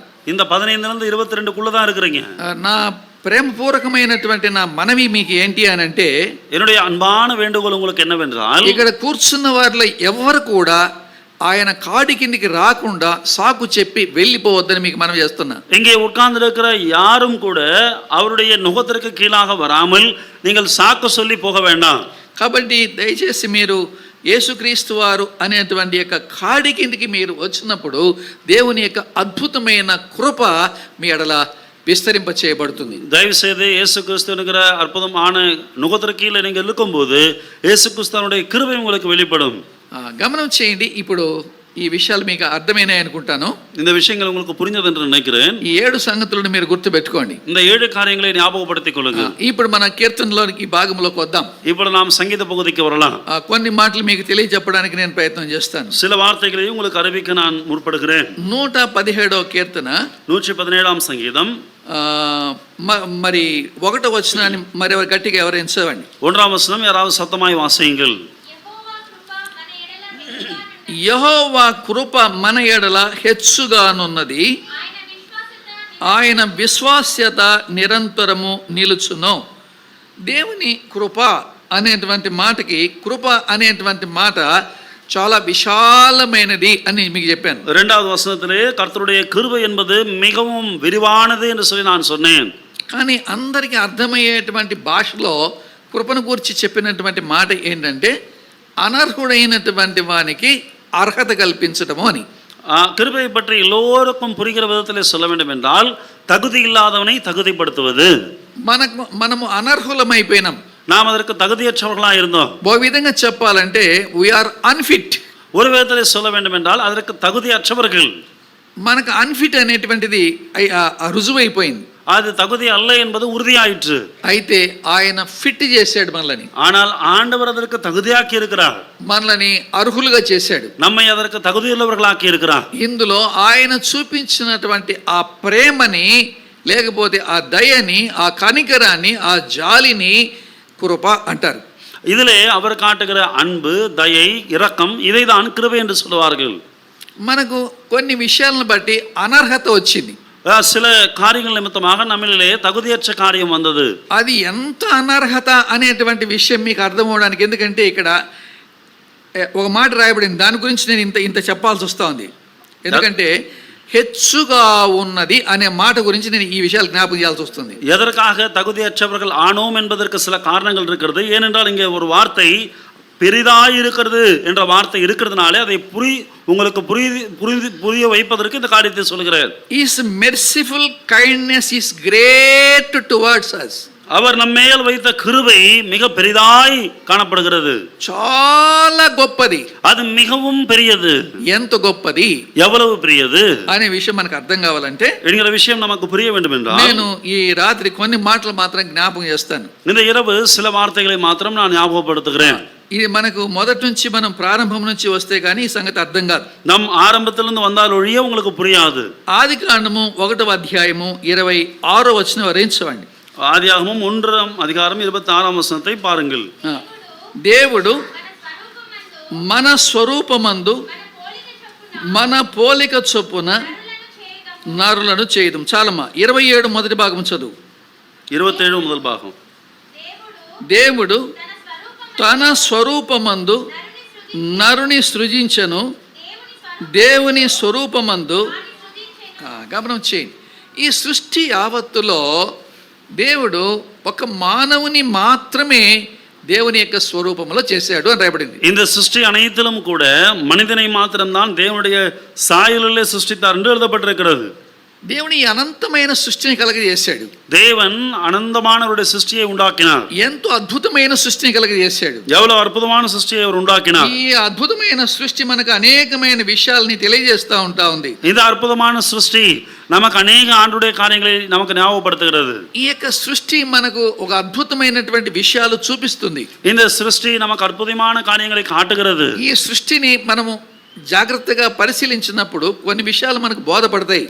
இந்த சிருஷ்டியை நாம் ஜாக்கிரதையாக பார்க்கும்போது சில காரியங்கள் நமக்கு தென்படும். ఈ సృష్టిలో ఎన్నో రకాల చెట్లు ఉన్నాయి, இந்த சிருஷ்டியிலே அநேக விதமான மரங்கள் இருக்கிறது, ఎన్నో రకాల జంతువులు ఉన్నాయి, எத்தனை రకాల மிருகங்கள் ఎన్నో இருக்கிறது, రకాల పక్షులు ఉన్నాయి, எத்தனை రకాల பறவைகள் இருக்கிறது, రకరకాలైనవి మనం చూస్తూ ఉంటాం. விதவிதமானவைகளை நாம் பார்க்க முடியும். వాటిని చూసినప్పుడు మనకు జ్ఞానం కలుగుతుంది. அவைகளை பார்க்கும்போது நமக்கு ஞானம் வருகிறது. ఈ సృష్టి మనకి అద్భుతమైన జ్ఞానమునిస్తుంది. இந்த சிருஷ்டி நமக்கு அற்புதமான ஞானத்தை கொடுக்கிறது. అర్థమైందా? புரிகிறதா? కాబట్టి ఈ సృష్టిని చూసి చాలా మంది గొప్ప జ్ఞానాన్ని సంపాదించుకున్న వాళ్ళు ఎంతో మంది ఉన్నారు. இந்த சிருஷ்டியை பார்த்து ஞானத்தை சம்பாதித்துக் கொண்டவர்கள் நிறைய பேர் இருக்கிறார்கள். దావీదు మరి మీ మెడ్రాసు ఏ కాలేజీలో చదివాడు? தாவீது மெட்ராஸ் చెన్నైలో ఏ కాలేజీలో చదివాడు కదా దావీదు? చెన్నైలో எந்த காலேஜில் படிச்சாருங்க தாவீது? ఎక్కడ చదువుకున్నాడు దావీదు? எங்க படிச்சாரு தாவீது? ఏమైనా మంచి కాలేజీలో చదువుకున్నాడా? நல்ல కాలేజీలో படிச்சாரா? దావీదు కాలేజ్ ఎక్కడుంది? தாவீதுடைய కాలేజ్ எங்க இருக்கிறது? అరణ్యంలో ఉంది, వనాంతరத்தில் இருக்கிறது. కానీ దావీదు గురించి రాయబడిన విషయం ఏంటంటే నీవు దేవదూతల జ్ఞానము వంటి జ్ఞానము గలవాడవు అని రాసిన. ஆனால் தாவீதை பற்றி எழுதப்பட்ட காரியம் என்னவென்றால் நீ தேவதூதர்களுடைய ஞானத்தை பெற்றவன். దైవదూతకు ఉండేటువంటి జ్ఞానము నీకుంది అన్నాడు. தேவதூதருக்கு இருக்கிற ஞானம் உனக்கு இருக்கிறது என்று சொன்னார். చదువుకున్నటువంటి గొర్రెలు కాచుకునేటువంటి దావీదుకు అంత అద్భుతమైన జ్ఞానం ఎక్కడి నుంచి వచ్చింది? படிப்பறிவில்லாத ఆడుகளை మేய்க்கிற దావీదుకి అంత అవ్వలవు జ్ఞానం ఎప్పుడు கிடைச்சது? ఇశ్రాయేల్ లేక అంత విశాలమైనటువంటి సామ్రాజ్యాన్ని పరిపాలించడానికి ఉండడానికి కావాల్సిన జ్ఞానం ఎక్కడి నుంచి వచ్చింది? இஸ்ரவேல் போல அவ்வளவு விசாலமான ஜனங்களை பரிவாரம் ஆளுகை செய்வதற்கான ஞானம் எங்கே கிடைத்தது? ఆ అరణ్యములో దేవుని యొక్క సృష్టిని చూసినప్పుడు ఒక అద్భుతమైన జ్ఞానాన్ని తాను పొందుకున్నాడు. வனாந்தரத்திலே தேவனுடைய சிருஷ்டியை பார்க்கும் பொழுது அற்புதமான ஞானத்தை அவர் பெற்றார். దేవుని యొక్క సృష్టి అద్భుతమైన జ్ఞానం మనకిస్తుంది. தேவனுடைய சிருஷ்டி அற்புதமான ஞானத்தை நமக்கு கொடுக்கும். అంత మాత్రమే కాదు, దేవుని యొక్క సృష్టి అద్భుతమైన అందము గలది. அது మాత్రమల్ల దేవుని సృష్టి అద్భుతమైనది, అழகானது. ఎంత అందంగా ఉందో మనకు తెలుస్తాం, మనం చూస్తాం. ఒక్కసారి ఏ విధమైన సంతోషం లేనటువంటి వారు అట్లా నేచర్లోకి అట్లా వెళ్ళి వస్తానే, బా ఎంత హ్యాపీగా ఉంది నాకు అంటారు. அது எவ்வளவு அழகானது என்று சொன்னால் நாம் பார்த்தால் புரியும். ஒரு முறை எந்த ஞாபகம் நிலையும் இல்லாமல் அப்படியே இயற்கை பார்த்து ரசித்தால் எவ்வளவு அழகா இருக்கும் என்று உங்களுக்கு தெரியும். దేవుడు కలిగించినటువంటి యొక్క సృష్టి గొప్ప అందము మనకు అంటే బ్యూటీని చూపిస్తుంది. தேவன் சிருஷ்டித்த இந்த சிருஷ்டியானது அவருடைய சௌந்தரியத்தை காட்டுகிறது. ఈ సృష్టి ఎంతో అందముగా బ్యూటీగా మనకి కనిపించి మనకి ఆహ్లాదం కలిగిస్తుంది. இந்த சிருஷ்டியானது மிகவும் சௌந்தரியமாக அழகாக வெளிப்படுத்திக் கொண்டு நமக்கு தன்னுடைய ரம்யத்தை காட்டுகிறது. అంత మాత్రమే కాదు, ఈ యొక్క సృష్టి దేవుని యొక్క మంచితనాన్ని చూపిస్తుంది. அது మాత్రమల్ల இந்த சிருஷ்டி கர்த்தருடைய நன்மையை பற்றி நமக்கு காண்பிக்கிறது. దేవుడు ఎంత మంచివాడు అని, ஆண்டவர் எவ்வளவு நல்லவர் என்று சொல்லி, దేవుడు ఎన్ని రకాల వృక్షాలు నీ కొరకు ఇచ్చాడు, ఎన్ని రకాల జంతువులు నీకు ఇచ్చాడు, ఎన్ని రకాల వాటిని నీ యొక్క ఆరోగ్యం కొరకు, నీ యొక్క ఎదుగుదల కొరకు, నీ పోషణ కొరకు, నీవు ఉండడానికి నివసించడానికి అవసరమైన వాటి అన్నిటినీ కూడా ఇచ్చిన ఇంత మంచి దేవుని గురించి ఎప్పుడైనా ఆలోచించావా? ஆண்டவர் எவ்வளவு நன்மையான பழங்களை உனக்கு கொடுத்திருக்கிறார், எவ்வளவு உனக்கு தேவையான மிருகங்களை கொடுத்திருக்கிறார், பறவைகளை கொடுத்திருக்கிறார். ஆண்டவருடைய நன்மைக்காக, அவருடைய ஆரோக்கியத்திற்காக, உன் தேவைக்காக உனக்கு எவ்வளவு உச்சிதமானவைகளை உனக்கு ஏற்படுத்தி இருக்கிறார் என்பதை யோசித்திருக்கிறாயா? ఎంత మంచితనం ఎవరి పట్ల కనపరిచాడు దేవుడు? இவ்வளவு நன்மையான காரியங்களை யார் பட்சத்தில் ஆண்டவர் வெளிப்படுத்தினார்? నీ పట్ల నా పట్ల కనపరిచాడు. உன் பட்சத்தில் என் பட்சத்தில் காண்பித்தார். ఒక సింహాన్ని పిలిచి, ஒரு சிங்கத்தை அழைத்து, లేకపోతే ఒక ఎలుగుబంటిని పిలిచి, இல்லை என்றால் ஒரு கரடியை அழைத்து, లేకపోతే ఒక ఎద్దుని పిలిచి, இல்லை என்றால் ஒரு కాళమాడை అழைத்து, లేకపోతే ఒక పురుగుని పిలిచి, இல்லை என்றால் ஒரு பூச்சியை அழைத்து దీని అంతా ఏలుకో అని చెప్పలే. இது எல்லாவற்றையும் நீ ஆண்டுகொள் என்று சொல்லவில்லை. 28వ వచనంలో ఏం జ్ఞాపకం చేస్తున్నాడు? 28ஆம் வசனத்தில் என்ன ஞாபகப்படுத்துகிறார்? 1వ అధ్యాయం ఆదికాండం 28వ వచనం. ஆதியாகமம் 1ஆம் அதிகாரம் 28ஆம் வசனம். దేవుడు వారిని ఆశీర్వదించను ఎట్లనగా, మీరు ఫలించి అభివృద్ధి పొంది విస్తరించి భూమిని నిండించి దాన్ని లోబరుచుకొనుడి, సముద్రపు చేపలను ఆకాశ పక్షులను భూమి మీద ప్రాకు ప్రతి జీవిని ஏழுடனி தேவடு வாரிతో చెప్పాను. பின்பு தேவன் அவர்களை நோக்கி, நீங்கள் பலகி பெருகி பூமியை நிரப்பியதை கீழ்ப்படுத்தி சமுத்திரத்தின் மச்சங்களையும் ஆகாயத்து பறவைகளையும் பூமியின் மேல் நடமாடுகிற சகல ஜீவஜந்துக்களையும் ஆண்டு கொள்ளுங்கள் என்று சொல்லி தேவன் அவர்களை ஆசீர்வதித்தார். ఇవన్నీ దేవుడు మనకి ఇచ్చేశాడు. இவையெல்லாம் தேவன் நமக்கு கொடுத்து விட்டார். ఎలాగిచ్చాడు? எப்படி கொடுத்தார்? ఉచితంగా ఇచ్చాడు. அதை இலவசமாக கொடுத்தார். వీటన్నిటిని నీవు అనుభవించుకో అన్నాడు. நீங்கள் எல்லாவற்றையும் புசித்து அனுபவிங்கள் என்று சொன்னார். ఇవన్నీ నీ అదుపులో ఉంటాయి అన్నాడు. இவையெல்லாம் உன் ஆளுகையில் இருக்கும் என்று சொன்னார். ఇవన్నీ నీవు చెప్పినట్టు వింటాయి అన్నాడు. இவையெல்லாம் நீ சொன்னது போல கேட்கும் என்று சொன்னார். ఎంత గొప్ప అద్భుతమైనటువంటి సృష్టిని నీకు స్వాధీనం చేశాడు. எவ்வளவு అద్భుతమైన సృష్టిயை உனக்கு சுதந்திரமாக்கினார். దేవుడు మంచివాడా కాడా చెప్పండి? ஆண்டவர் நல்லவரா இல்லையா சொல்லுங்க. దేవుడు చేసినవి అన్నీ మంచివే అనేటువంటి విషయం కూడా బైబిల్ చెప్తుంది. ஆண்டவர் உண்டாக்கின எல்லாம் நல்லவைகள் தான் என்று சொல்லி வேதம் சொல்கிறது. ఆదికాండం 1వ అధ్యాయం 31వ వచనంలో ఈ విధంగా రాయబడింది. ஆதியாகமம் 1:31 இப்படி எழுதப்பட்டிருக்கிறது. చూచినప్పుడు అది చాలా మంచిదిగా ఉండెను, చాలా మంచి అయిన వాటిని ఇచ్చాడు. அப்பொழுது தேவன் தாம் உண்டாக்கின எல்லாவற்றையும் பார்த்தார், அது மிகவும் நன்றாய் இருந்தது. நன்றாய் இருந்த காரியத்தை நமக்கு கொடுத்தார். చాలా మంచి అయిన వాటిని అమ్మా నాన్న కూడా ఇవ్వరు. மிகவும் நன்றான காரியங்களை அப்பா అమ్మ కూడా கொடுக்க மாட்டாங்க. అంటే చాలా మంచిగా ఉండే వాటి కొన్ని ఏరి పెట్టి ఉంటారు. చెప్పండి, అమ్మా నాన్న కూడా ఎవరి కోసము? அப்பா அம்மா கூட மிகவும் நன்றாய் இருக்கிற காரியங்களை கூட வச்சிருப்பாங்க. யாருக்காக சொல்லுங்க? ఉన్న ఇద్దరు పిల్లల్లో వాళ్ళకి ఒకరికి కొంతమందికి మంచి ఏరి పెట్టి ఉంటారు. இருக்கிற 2 பசங்கள அதிலே ஒருத்தருக்கு நல்லதானதை எடுத்து வைத்திருப்பார்கள். ఎందుకు అంటే వాడు బలహీనుడిలమ్మా, వారికి మంచి ఇద్దాం అంటారు. ఎదరికంటే కేటాల్ సార్ అవన్ కొంచెం బలహీనమానవన్ అవనికి నల్లదా கொடுக்கலாம்னு சொல்லுவாங்க. ఒక మంచిదే ఏదైనా ఒక వస్తువు ఉందనుకోండి, మీ ఇద్దరు పోట్లాడుకుంటున్నారు అనుకోండి, మమ్మీ ఏమంటది? ஏதாவது ஒரு பொருள் இருக்கிறத வைத்துக் கொள்ளுங்கள். நீங்க 2 பேரும் சண்டை போடுறீங்கன்னா அம்மா நான் சொல்லுவாங்க, మీ ఇద్దరు షేర్ చేసుకోండి అంటదా? நீங்க 2 பேரும் பங்கு போட்டுக்கோங்க சொல்லுவாங்களா? వాడు పిల్లోళ్ళమ్మా బలహీన, వాడికి ఇచ్చేసేయి అంటది. டேய் அவன் சின்ன பையம்மா அவனுக்கு கொடுத்துருன்னு சொல்லுவாங்க. అంటే మమ్మీ డాడీ కూడా ఇవ్వలేనంత అద్భుతంగా మంచి వాటిని దేవుడు మీకు ఇచ్చాడు. பெற்றவர்கள் கூட கொடுக்காத நன்மையானதை ஆண்டவர் நமக்கு கொடுத்திருக்கிறார். ఇందులో దేవుని కృప ఉంది. இதிலே தேவனுடைய கிருபை இருக்கிறது.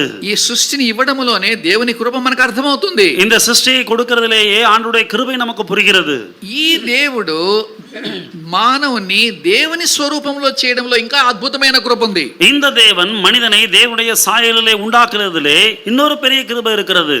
దేవునికి రెండు రకాలైనటువంటి లక్షణాలు ఉంటాయి. ஆண்டவருக்கு இரண்டு விதமான குணாதிசயங்கள் இருக்கும். అంటే రెండు రకాలు అంటే రెండు విధాలైనటువంటివి అని చెప్పొచ్చు. இரண்டு రకமான என்று சொன்னால் இரண்டு விதமானவைகள் என்று சொல்லலாம். కొన్ని లక్షణాలు అవి దేవునికే చెందుతాయి. சில குணாதிசயங்கள் ஆண்டவருக்கு தான் பொருந்தும். అంటే అవి ఎవరికి చెందవు, அவைகள் யாருக்கும் பொருந்தாது. உதாரணத்திற்கு సర్వవ్యాపి. సర్వవ్యాపి అంటే ఆయన అన్ని స్థలాల్లో ఉంటాడు. அவர் எல்லா இடங்களிலும் இருப்பார். అన్ని చోట్ల వ్యాపించి ఉంటాడు. எல்லா இடத்திலும் வியாபித்து காணப்படுவார். ఆయన లేని స్థలమే లేదు. அவர் இல்லாத இடமே இல்லை. రెండోది సర్వజ్ఞాని. இரண்டாவது సర్వజ్ఞాని. సర్వజ్ఞాని అంటే చాలా మంది ఏమనుకుంటారంటే ఆయనకు అంతా తెలుసును అని. సర్వజ్ఞాని என்றால் நிறைய பேர் நினைக்கிறது என்னவென்றால் அவருக்கு எல்லாம் தெரியும் என்று சொல்லி. ఆయనకు అంతా తెలుసును వాస్తవికమైనటువంటి విషయమే. అయితే సర్వజ్ఞాని అనేటువంటి విషయంలో ఇది ఆయనకు ఒక్కనికే చెందుతుంది, ఇంకెవరికి చెందలే. అంటే ఇంక్లూడింగ్ శాటన్కు కూడా వానికి మహాజ్ఞానం ఉంది, కానీ వాడు సర్వజ్ఞాని కాదు. సర్వజ్ఞాని என்று சொல்லும்போது எல்லாம் அவருக்கு தெரியும் என்பது சரிதான். ஆனால் இந்த ஒரு வார்த்தை அவருக்கு தான் பொருந்தும்.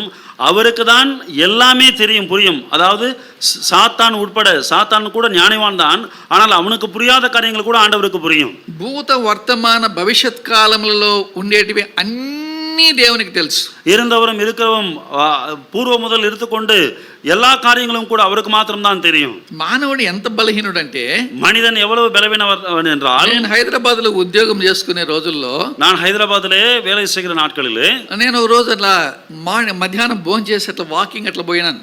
மதியானம் நான் சாப்பிட்டு கொஞ்சம் தூரம் நடப்பேன். ఎందుకంటే ఒక 1 hour టైం ఉంటది. ஏனென்றால் 1 மணி நேரம் இருக்கும். నేను కొంత దూరం పోయిన తర్వాత நான் அப்படி முன்னாடி போன பிறகு ఒక వ్యక్తి రోడ్డు పక్కన కూర్చొని ఉన్నాడు. ఒక వ్యక్తి రోడ్డు పక్కన ஒரு நபர் ரோட்ல உட்கார்ந்து இருக்கிறார். సార్ రండి అన్నాడు. సార్ இங்க வாங்கன்னு சொன்னார். అంటే నేను చాలా మంచిగా చేయి చెప్తాను సార్, నేను మంచి చూడడంలో నైపుణ్యం కలిగినటువంటి వాడిని, నీ భవిష్యత్ అంతా చెప్తా సార్, కొంచెం కూర్చుంటేను అన్నాడు. సార్ நான் கை ஜோசியம் பார்க்குறவன், மிக அழகாக சொல்லுவேன் சார், உங்கள் எதிர்காலத்தை பற்றி என்கிட்ட உட்காருங்கன்னு சொன்னார். నువ్వు నా భవిష్యత్తు కరెక్ట్గా చెప్తా ఉండడానికి గ్యారంటీ ఏమయ్యా అని అడిగాను నేను. ஐயா, என்னுடைய எதிர்காலத்தை பற்றி நீ சரியாய் சொல்வதற்கு உத்தரவாதம் என்ன என்று நான் கேட்டேன். లేదు సార్, నేను ఎంతమందికి చెప్పినాను సార్, మరిచెన్నారెడ్డి సార్కి చెప్పింది నేనే, ఆ సార్కి ఈ సార్ పేర్లని చెప్తున్నాడు. அப்படியா? நான் இல்லை சார், நான் நிறைய பேருக்கு சொல்லியிருக்கிறேன், அவருக்கு இவருக்கெல்லாம் நான் தான் சொன்னேன் பேரெல்லாம் சொன்னார். అయితే నేను ఒక ప్రశ్న అడుగుతానయ్యా, దానికి సమాధానం చెప్తే నీ దగ్గర చూపించుకుంటాను నేను అన్నా నేను. நான் ஒரு கேள்வி கேட்கிறேன், அதுக்கு பதில் சொன்னால் உன்னிடத்தில் நான் கை ஜோசியம் பார்க்குறேன். ఏం అడగండి సార్ అన్నాడు. கேளுங்க சார்ன்னு சொன்னார். నాకు రేపు జరగబోయేటి నువ్వు చెప్తా ఉన్నావు కదా కరెక్ట్గా, எனக்கு நாளைக்கு நடக்க போறது இன்னைக்கு நீ சரியா சொல்றேன்னு சொன்ன இல்லையா? రేపు జరగబోయేటి నాకు తెలుదు, నీకు తెలుదు. நாளைக்கு நடக்க போகுது எனக்கும் தெரியாது, உனக்கும் தெரியாது. కానీ నిన్న నాకేం జరిగినాయో నాకు తెలుసు, నిన్న నాకేం జరిగిందో చెప్పు అన్నా. ஆனாலும் நேற்று எனக்கு என்ன நடந்ததோ எனக்கு தெரியும், நேற்று எனக்கு என்ன நடந்தదో అది சொல்லுன்னு கேட்டேன். వాడు ఇట్లా చేతులు పెట్టేశాడు. ఏంది సార్ ఇట్లా ప్రశ్న అడిగినారు సార్ మీరు అన్నాడు. அவன் கையை தூக்கிட்டு, என்ன சார் இப்படியான கேள்வி கேட்டீங்கன்னு சொன்னான். నిన్న అడిగిందా, నిన్న నాకు జరిగింది నువ్వు కరెక్ట్గా చెప్పలేనుడు, రేపుకు జరిగేది ఏం చెప్తావు నువ్వు? நேற்று எனக்கு நடந்ததே நீ சரியா சொல்ல முடியலனா நாளைக்கு எனக்கு நடக்கிறது எப்படி நீ சொல்ல முடியும்? మానవుడికి ఏం తెలుసు? మనిదనికి ఒంటం தெரியாது. మానవుడు సర్వజ్ఞాని కాదు. మనిదన్ సర్వజ్ఞాని అల్ల. ఈ లోకంలో ఎవరు సర్వజ్ఞాని కాదు. இந்த உலகத்துல யாரும் సర్వజ్ఞాని అల్ల. దేవుడు సర్వజ్ఞాని. దేవన్ தான் సర్వజ్ఞాని. నీ జీవితంలో నీవు చివరి నిమిషం వరకు నీ జీవితంలో ఏం జరగబోతుందో, నీ భవిష్యత్ అంతటినీ కూడా ఎరిగినటువంటి వాడు ఆయన. உன்னுடைய வாழ்க்கையிலே கடைசி நிமிடம் வரைக்கும் உனக்கு என்ன நடக்கும் என்று சொல்லி உன் எதிர்காலத்தை அறிந்தவர் அவர்தான். నీకు ఏ నిమిషంలో ఏ క్షణంలో ఏం జరుగుతుందో సమస్తము చెప్పగలిగినటువంటి దేవుడు ఆయన. உனக்கு எந்த நிமிடத்திலே எந்த நொடியிலே எது நடக்க போகுது என்று சொல்லி சரியாய் சொல்லுபவர் அவர்தான். సో ఈలాగా మనం చూస్తే సర్వవ్యాపి, సర్వజ్ఞాని, సర్వశక్తిమంతుడు, సర్వోన్నతుడు, ఇట్లా మనం చాలా విషయాలు ఉన్నాయి. ఇవి కేవలము దేవునికి చెందినటువంటి లక్షణాలు. இப்படியாக சர்வவியாபி, சர்வஞானி, சர்வ வல்லமை உள்ளவர், சர்வத்தையும் வைத்திருக்கிற இதெல்லாம் கூட ஆண்டவருக்கு தான் பொருந்தும். ஆண்டவர் தான் సర్వத்தையும் அறிந்திருக்கிறவர். ఇవి మానవునికి ఇవ్వలేదు. இது మనిదనికి கொடுக்க முடியாது. అయితే మానవునికి దేవుడు దేవునిలో ఉన్నటువంటి మరికొన్ని లక్షణాలు ఇచ్చినాడు. ஆனால் மனிதனுக்கு தேவனிலே இருக்கிற சில குணாதிசயங்களை கொடுத்தார். దేవునికి ఇంకొక రకమైన లక్షణాలు ఉన్నాయి. ஆண்டவருக்கு என்று சில குணாதிசயங்கள் இருக்கிறது. వాటిని ఏమంటారంటే నైతిక లక్షణాలు అంటారు. அவைகள் என்ன சொல்வார்கள் என்றால் அது சரியான குணாதிசயங்கள் என்று சொல்வார்கள். నైతిక లక్షణాలు అంటే சரியான குணாதிசயங்கள் என்றால் ఒక వ్యక్తికి నీతి, ஒரு நபருக்கு நீதி, నమ్మకత్వము, உண்மை, యథార్థత, யதார்த்தம், మంచితనము, நல்ல காரியங்கள், ప్రేమ, அன்பு, నిజాయితీ, உண்மை, జాలి, அவனுக்கு இரக்கம். సో ఇలాంటివి వీటన్నిటినీ కూడా మానవుని యొక్క నైతిక లక్షణాలు అంటారు. இவையெல்லாம் கூட மனிதனுடைய நல்நடத்தை என்று சொல்வார்கள். ఇవి కేవలం మానవునికి మాత్రమే దేవుడు ఇచ్చాడు. இவையெல்லாம் மனிதனுக்கு மாத்திரம்தான் தேவன் கொடுத்திருக்கிறார். చాలా వాటికి ఈ నైతిక లక్షణాలు లేవు. அநேகருக்கு இந்த நல்நடத்தைகள் கிடையாது. అందుకనే మానవుడు దేవుని స్వరూపంలో చేయబడ్డాడు అంటే అర్థం ఏంటంటే మానవుడు ఈ నైతిక లక్షణాలన్నీ కలిగి ఉన్నాడు. மனிதன் தெய்வீக சாயலிலே சிருஷ்டிக்கப்பட்டான் என்றால் அதன் அர்த்தம் என்னவென்றால் மனிதன் இந்த நல்நடத்தைகளை பெற்றிருக்கிறான். అందుకనే దేవుని యొక్క వాక్యములో దేవుని యొక్క స్వరూపాన్ని గురించి బైబిల్ ఏం చెప్తుంది అనంటే, அதற்காக தான் தேவனுடைய வார்த்தையிலே தேவனுடைய சாயலை பற்றி வேதம் என்ன சொல்கிறது என்றால், మీరు జస్ట్ ఊరికి కేవలం రాసుకోండి, ఇవన్నీ చదవడానికి టైం లేదు. நீங்கள் வெறும் எழுதிக் கொள்ளுங்கள், நாம் படிப்பதற்கு நேரம் இல்லை. మొదటి యోహాను 4వ అధ్యాయం 6వ వచనంలో ఆయన సత్య స్వరూపి అని రాయబడింది. 1 யோவான் 4:6 அவர் సత్య స్వరూపి என்று சொல்லி எழுதப்பட்டிருக்கிறது. రెండోది యాకోబు రాసిన పత్రిక 2వ అధ్యాయం 1వ వచనంలో ఆయన మహిమా స్వరూపి అని రాయబడింది. இரண்டாவதாக யாக்கோபு 2:1 அவர் மகிமையின் స్వరూపి என்று எழுதப்பட்டிருக்கிறது. మూడోదిగా యోహాను సువార్త 17వ అధ్యాయము 25వ వచనంలో ఆయన నీతి స్వరూపుడు అని రాయబడింది. அதன் பிறகு யோவான் 17ஆம் அதிகாரம் 25ஆம் வசனத்திலே அவர் நீதியின் స్వరూపి என்று எழுதப்பட்டிருக்கிறது. నాలుగోదిగా యోహాను రాసిన మొదటి పత్రిక 4వ అధ్యాయము 8వ వచనంలో ప్రేమ స్వరూపి అని రాయబడింది. நான்காவதாக 1 யோவான் 4:8 அவர் அன்பின் உருவம் என்று சொல்லி பார்க்கிறோம். ఐదోదిగా యేస్కేల్ గ్రంథము 1వ అధ్యాయం 28వ వచనంలో ఆయన ప్రభావ స్వరూపి అని రాయబడింది. ஐந்தாவதாக எசேக்கியேல் 1:28 அவர் வல்லமையின் స్వరూపి என்று எழுதப்பட்டிருக்கிறது. ఆరోదిగా కొలసీలకు రాసిన పత్రిక 1వ అధ్యాయం 5వ వచనంలో ఆయన అదృశ్య స్వరూపి అని రాయబడింది. ஆறாவதாக கொலோசியர் 1:5 அவர் அதரிசனமான தேவனுடைய స్వరూపం என்று எழுதப்பட்டிருக்கிறது. ఏడోదిగా చూస్తే యోహాను సువార్త 7వ అధ్యాయం 4వ అధ్యాయం 24వ వచనంలో ఆయన ఆత్మస్వరూపి అని రాయబడింది. ஏழாவதாக யோவான் 4:24 அவர் ஆவியின் స్వరూపి என்று எழுதப்பட்டிருக்கிறது. దేవునికి ఇంత అద్భుతమైనటువంటి స్వరూపము కలిగినటువంటి వాడు ఆయన. ஆண்டவர் இவ்வளவு அற்புதமான சாயலை பெற்றவராக இருக்கிறார். మానవుని ఒక అద్భుతమైనటువంటి స్వరూపములో ఉంచాలనేది దేవుని యొక్క కోరిక. மனிதனை அற்புதமான சாயலிலே மனிதனை வைக்க வேண்டும் என்பது அவருடைய விருப்பம். ఇప్పుడు మనం చదువుకున్నాం, మానవునికి ఎవరి స్వరూపం ఇచ్చారట? இப்பொழுது நாம் வாசித்தோம் இல்லையா, மனிதனுக்கு யார் சாயலை கொடுத்தார்களாம்? దేవుని స్వరూపం ఇచ్చాడు. தேவன் சாயலை கொடுத்தார். దేవుని స్వరూపములో ఉన్నటువంటి 2 లక్షణాలని దేవుడు పరీక్షించాలి అనుకున్నాడు. தேவனுடைய சாயலில் இருக்கிற 2 காரியங்களை ஆண்டவர் பரீட்சை செய்ய வேண்டும் என்று விரும்பினார். ఈ దేవుని స్వరూపంలో ఉన్నటువంటి 2 లక్షణాలని దేవుడు చాలా మంది మీరు మీ యవనస్తులకు ఉన్నటువంటి ప్రశ్నకి జవాబు చెప్పడానికి నేను ప్రయత్నం చేస్తాను. ஆண்டவரில் இருக்கிற இந்த ரெண்டு காரியங்களை நான் வாலிபர்களுக்கு இருக்கிற கேள்விகளுக்கு நான் பதிலாக சொல்லுவேன். చాలా మంది యవనస్తులు యూత్ క్యాంపులకు పోతే ఇలాంటి ప్రశ్నలు అడుగుతుంటారు. அநேக முறை வாலிபர்கள் யூத் கேம்பில் போகும்போது இப்படிப்பட்ட கேள்வியை கேட்பார்கள். కొన్ని చిట్టీలు వస్తాయి, சில சீட்டுகள் வரும், దాంట్లో రాసి ఉంటారు, அதில் எழுதியிருப்பார்கள், అంకుల్ அங்கிள் అసలు మీకు ఇంత చెప్పే కష్టం లేకుండా ఇంత ఇబ్బంది లేకుండా యూత్ మీటింగ్లు పెట్టకుండానే ఉండేటట్టుగా దేవుడు పని చేస్తుంటే మేలు కదా అంకుల్ అని. அங்கிள் நீங்கள் இப்படி பிரசங்கம் பண்ணாம யூத் கேம்ப் நடத்தாம கஷ்டப்படாம இருக்கிறதுக்கு ஆண்டவர் உதவி செஞ்சது நல்லா இருந்திருக்கும்ல. దేవుడు ఆ మంచి చెడ్డల్ని తెలివినిచ్చు వృక్ష ఫలాన్ని ఆ తోటలో పెట్టకున్నట్టు ఈ సమస్య లేదు కదా అని. அங்கிள் நன்மை தீமை அறியத்தக்க அந்த விருட்சத்தை அந்த தோட்டத்துக்கு நடுவில் ஆண்டவர் வைக்கவில்லை என்றால் இவ்வளவு பிரச்சனை இல்லையே. సో మీరు అలాంటి ప్రశ్న వేయరనుకుంటాను నేను. நீங்கள் அப்படிப்பட்ட கேள்வியை கேட்க மாட்டீங்கன்னு நினைக்கிறேன். ఒకవేళ ఆ ప్రశ్న మీ హృదయంలో కూడా ఉంటే జ్ఞాపకం చేసుకుందాం. ஒருவேளை அப்படிப்பட்ட கேள்விகள் உங்கள் இதயத்தில் இருந்தால் ஞாபகப்படுத்திக் கொள்ளலாம். దేవునికి ఉన్నటువంటి ఈ యొక్క సుగుణాలన్నీ కూడా మానవునికి ఇచ్చిన సుగుణాల్లో 2 సుగుణాలని దేవుడు పరీక్షించాలి అనుకున్నాడు. ஆண்டவரில் இருக்கிற இந்த சுபாவத்திலே இருக்கிற 2 சுபாவங்களை மனிதனிடத்திலே கொடுத்து பரீட்சை பார்க்க வேண்டும் என்று தேவன் விரும்பினார். ఏంటి 2 సుగుణాలు పరీక్షించడానికి దేవుడు ఒక చిన్న పరీక్ష పెట్టాడు. என்னென்ற 2 சுபாவங்கள் ஆண்டவர் அதை பரீட்சை பார்ப்பதற்காக வைத்தார். 2వ అధ్యాయం 15వ వచనం. ఆదియాగమం 2:15. 2వ అధ్యాయం 15వ వచనం. ఆదియాగమం 2:15. మరియు దేవుడైన యెహోవా నరుని తీసుకొని ఏదైనా తోటను సేద్యపరచుటకును దాన్ని కాచుటకును దానిలో ఉంచెను. కాబట్టి ఏదైనా తోటలో మరి ఆదామును దేవుడు ఉంచి ஆதாமுக்கு 2 பனுలు పెట్టాడు. 2 పనులు పెట్టాడు. ஏதேன் தோட்டத்திலே ஆண்டவர் வைத்து ஆதாமுக்கு ஒரு வேலையை கொடுத்தார். ఒకటి దాన్ని కాచే పని, కాపలా ఉండే పని. அந்த மந்தையை காத்துக் கொள்கிறது, காவல் காக்கிற வேலை. రెండోది దాన్ని సేద్యం చేసే పని. இரண்டாவதாக அதை பண்படுத்துகிற வேலை. ఈ 2 పనులు అప్పగించాడు. இந்த 2 வேலையும் ஒப்பு கொடுத்தார். ఈ 2 పనుల్లో దేవుడు మనకు అప్పగించిన పనులలో నమ్మకంగా ఉండాలి.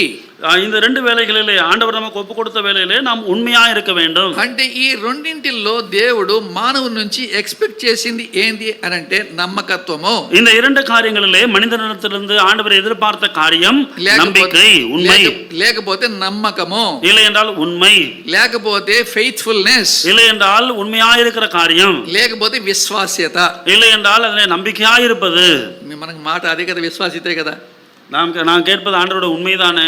సో దేవుని యొక్క విశ్వాస్యత ఎంత గొప్పదో తెలుసుకోవాలి అని అంటే ஆண்டவருடைய உண்மையை எவ்வளவு பெரிதென்று சொல்லி புரிந்து கொள்ள வேண்டும் என்றால் దేవుడు నీ విశ్వాస్యత ఎంతో తెలుసుకోవడానికి ఒక పరీక్ష పెట్టాడు. ஆண்டவர் உன்னுடைய உண்மையை நீ தெரிந்து கொள்ள ஒரு பரீட்சையை வைத்தார். నీవెంత నమ్మకస్తుడివో, நீ எவ்வளவு உண்மையுள்ளவனோ. అదే మనకు కూడా ఒక నమ్మకం పెట్టాడు. ఏం పెట్టాడు? நம்ம மேலே ஒரு நம்பிக்கை வைத்தார். என்ன நம்பிக்கை வைத்தார்? ప్రతి ఒక్కరికి కూడా ప్రతి పనిలో కూడా నమ్మకంగా ఉండాలి.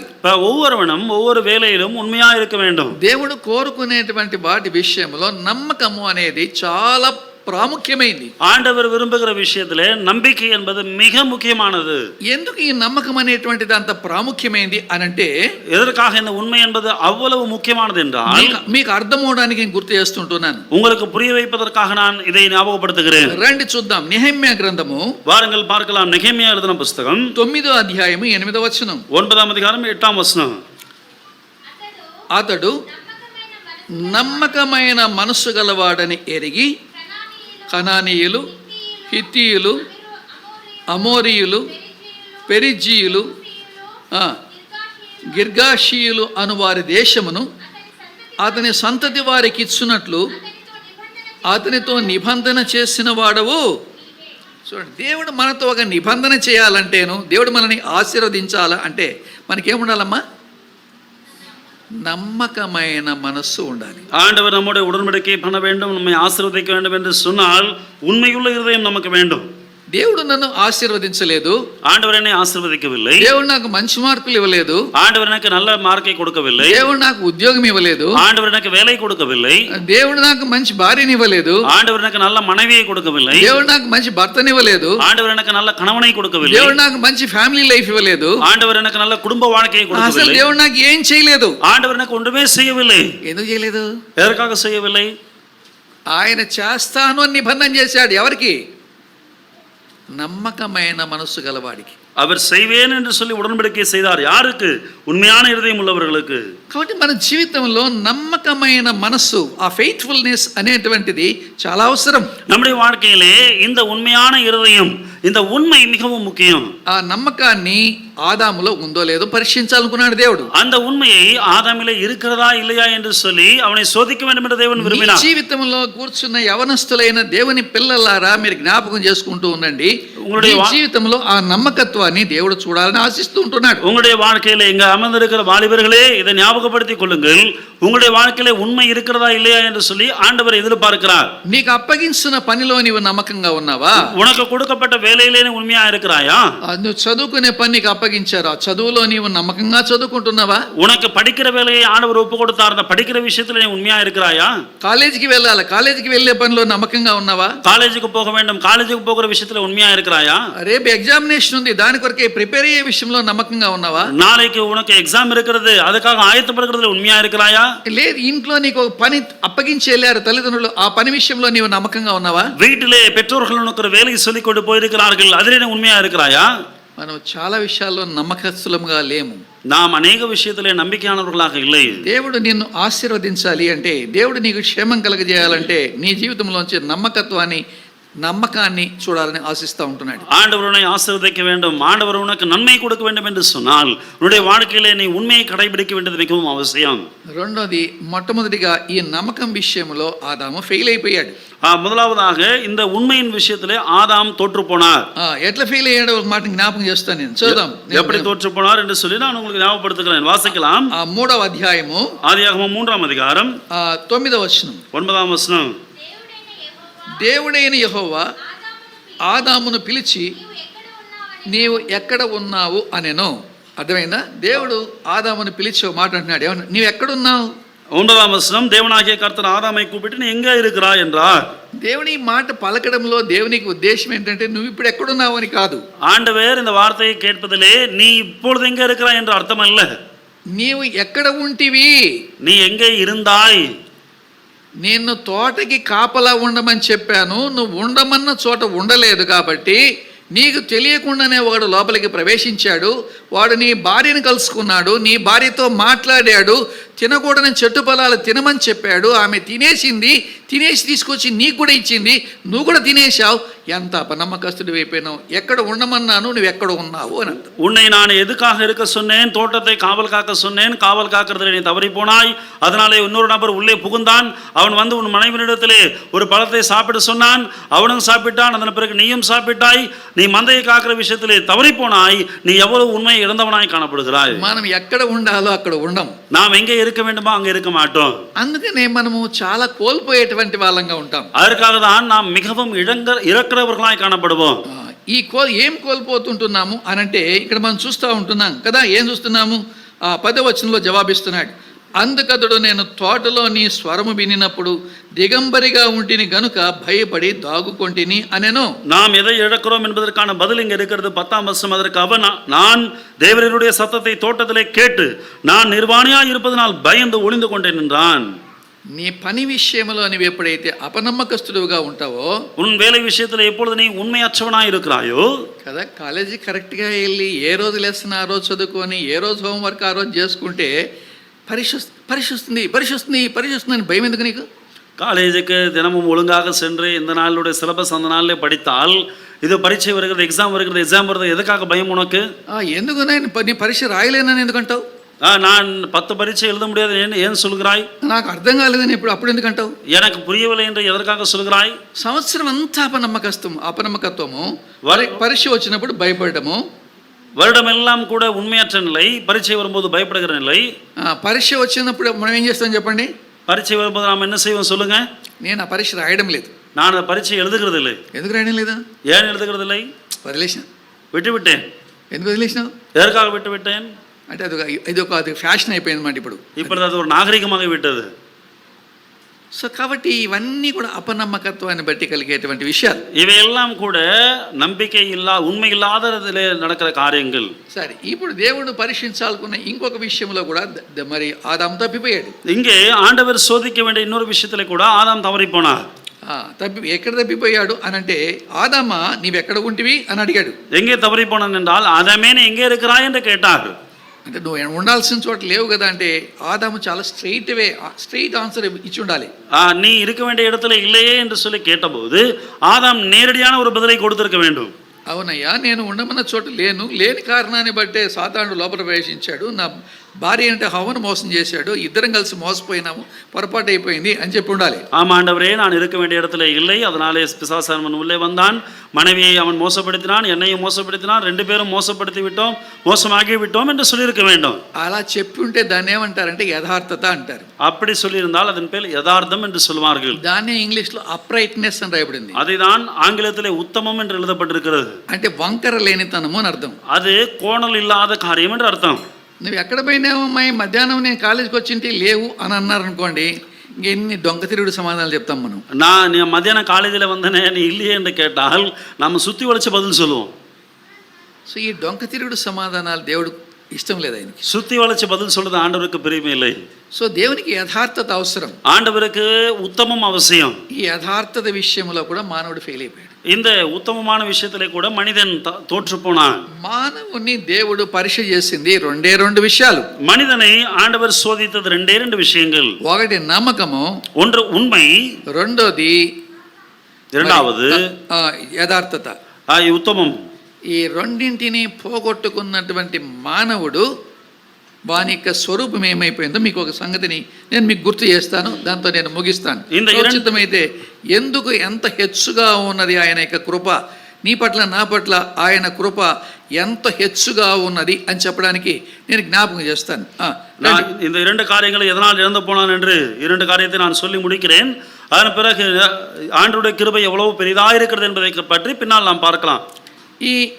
ఈ రెండు కారణాలను బట్టి మానవుడు దేవుని యొక్క సన్నిధిలో నుండి వెళ్ళగొట్టబడ్డాడు. இந்த இரண்டு காரணங்களாலே மனிதன் தேவனுடைய சமூகத்திலிருந்து துரத்தி விடப்பட்டான். దేవుని సన్నిధిలో నుండి వెళ్ళగొట్టబడిన తరువాత మానవునికి దేవుని స్వరూపములో ఉన్న మానవునికి ఏ స్వరూపములో ఉన్న పేర్లు పెట్టబడ్డాయో బైబిల్లో ఏం రాశారో మీకు జ్ఞాపకం చేస్తాను నేను. மனிதனை தேவனுடைய சமூகத்திலிருந்து துரத்தி விட்ட பிறகு தேவனுடைய சாயலில் இருந்த மனிதனுக்கு எந்தெந்த சாயல்கள் கொடுக்கப்பட்டது என்பதை உங்களுக்கு நான் சொல்லுகிறேன். ఇప్పటి వరకు నీ ఎవరి స్వరూపంలో ఉన్నావు? இதுவரைக்கும் யார் சாயல்ல இருக்கிறாய்? దేవుని స్వరూపంలో ఉన్నావు, ఆండ్రుడే సాయల్ல இருக்கிறாய். ఎప్పుడైతే దేవుడు పెట్టినటువంటి ఈ యొక్క పరీక్షలో ఈ యొక్క అపనమ్మకత్వాన్ని తర్వాత అలాగే యథార్థత లేనటువంటి జీవితాన్ని మనం కలిగి ఉండినామో దీన్ని బట్టి మానవుని యొక్క స్వరూపం ఎలా మారిపోయిందో చదవండి. எப்பொழுது நாம் உண்மையற்றவர்களாக யதார்த்தத்தை விட்டு விலகினாமோ அப்பொழுது மனிதனுடைய சுபாவம் நம்மிலிருந்து விலகி போயிற்று. యెషయా గ్రంథం 53వ అధ్యాయం 6వ వచనం. యెషయా 53 6వ వచనం. చదవండి, ఎవరు త్వరగా చదవండి. మనమందరము చాలండి, మనమందరము ఇక్కడ కూర్చున్న వాళ్ళంతా ఎవరు? நாம் இங்கே வந்தவர்கள் எல்லாம் யார்? మనమంతా ఎవరు మేడ? நாம் எல்லாரும் யாரா? గొర్రెలం, ఆడుగల్. ముందు మనుషులము దేవుని స్వరూపంలో ఉండేవాళ్ళము, దేవుని స్వరూపం పోయింది, గొర్రెల స్వరూపం వచ్చింది. இதுக்கு முன்பு மனிதர்கள் தேவனுடைய சாயல் இருந்தவர்கள், இப்பொழுது தேவனுடைய சாயல் போயிட்டு ஆடினுடைய சாயல் வந்தது.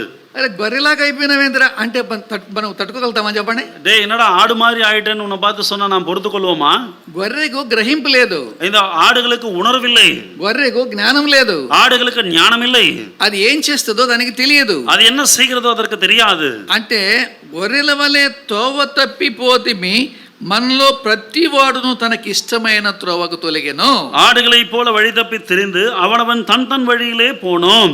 ఎప్పుడైతే ఏదైనా తోటలో నుండి బయటికి వెళ్ళిపోయినాడో మానవుడు గొర్రె వలె మరి అమాయకత్వ స్థితిలోకి వెళ్ళిపోయాడు. எப்பொழுது ஏதேன் தோட்டத்திலிருந்து துரத்தி விடப்பட்டானோ மனிதன் ఆడుகளை போல அறியாமையிலே அப்பாவித்தனத்திலே போய்விட்டான். మనకు కలగబోయేటువంటి కీడుని ఎరగలేనటువంటి పరిస్థితిలో మనం ఉంటా ఉన్నాం. நமக்கு நேரிடுகிற தீமையை பற்றி உணர்த்துதல் இல்லாமல் நாம் காணப்படுகிறோம்.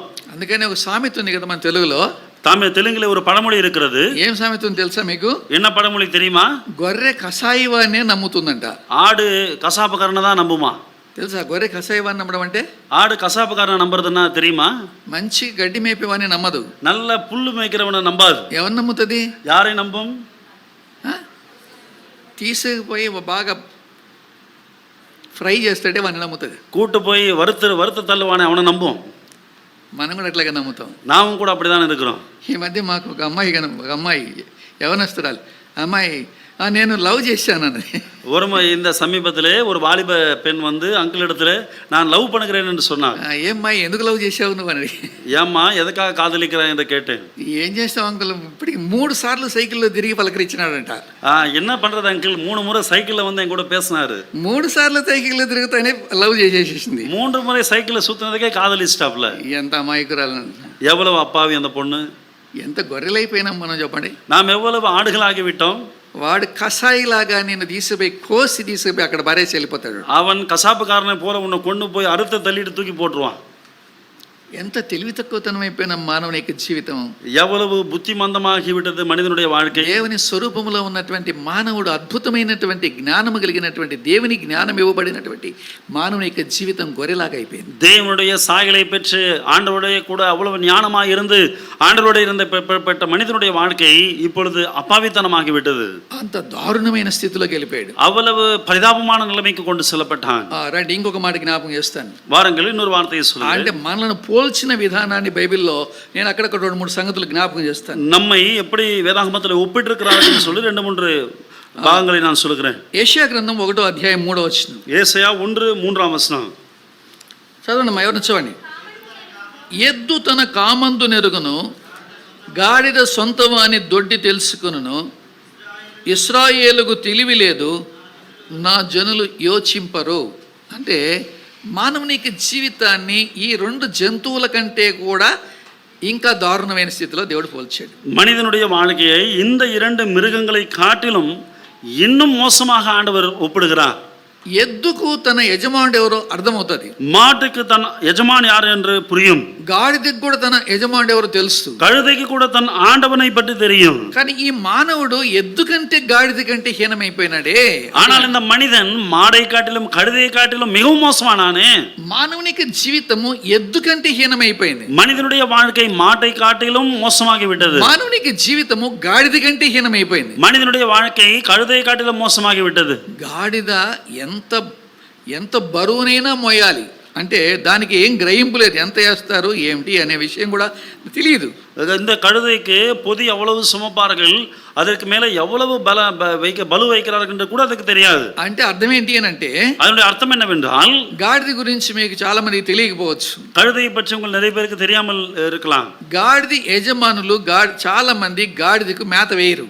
நிறைய பேர் எஜமான்கள் கழுதைக்கு மேய்ச்சலை கொடுக்க மாட்டார்கள். గాడిదను పని చేయించుకొని இந்த கழுதையை வேலை வாங்கிவிட்டு పని అయిపోయిన తర్వాత తోలేస్తారు బయటికి. கழுதை அந்த வேலை முடிந்த பிறகு அந்த கழுதையை ஓட்டி ఏం చేయాలంటే ఈ యొక్క చెన్నై వీధులన్నీ తిరిగి அது என்ன செய்ய வேண்டும் என்றால் சென்னை வீதியெல்லாம் ఆ சுற்றி కాగితాలు అవి ఇవి ఇవన్నీ తిని அந்த காகிதங்கள் அது இது கிடைக்கிறத சாப்பிட்டுட்டு పొద్దునకి మళ్ళీ ఇక్కడ తిరుక్కొని వస్తే காலையில மறுபடியும் வீட்டுக்கு வந்து சேர்ந்தா దాని దగ్గర పని చేయించుకొని அது மாதிரி மறுபடியும் வேலை வாங்கி సాయంకాలం మళ్ళీ తోలేస్తాడు. சாயங்காலம் மறுபடியும் துரத்தி விடுவாங்க. అది గాడిద పని. இதுதான் கழுதையினுடைய வேலை. నువ్వు కూడా గాడిదలాగా పనిచేసి అర్థమైందా, నువ్వు చాలా మంది మానవ జీవితాలు అలాగే ఉన్నాయి.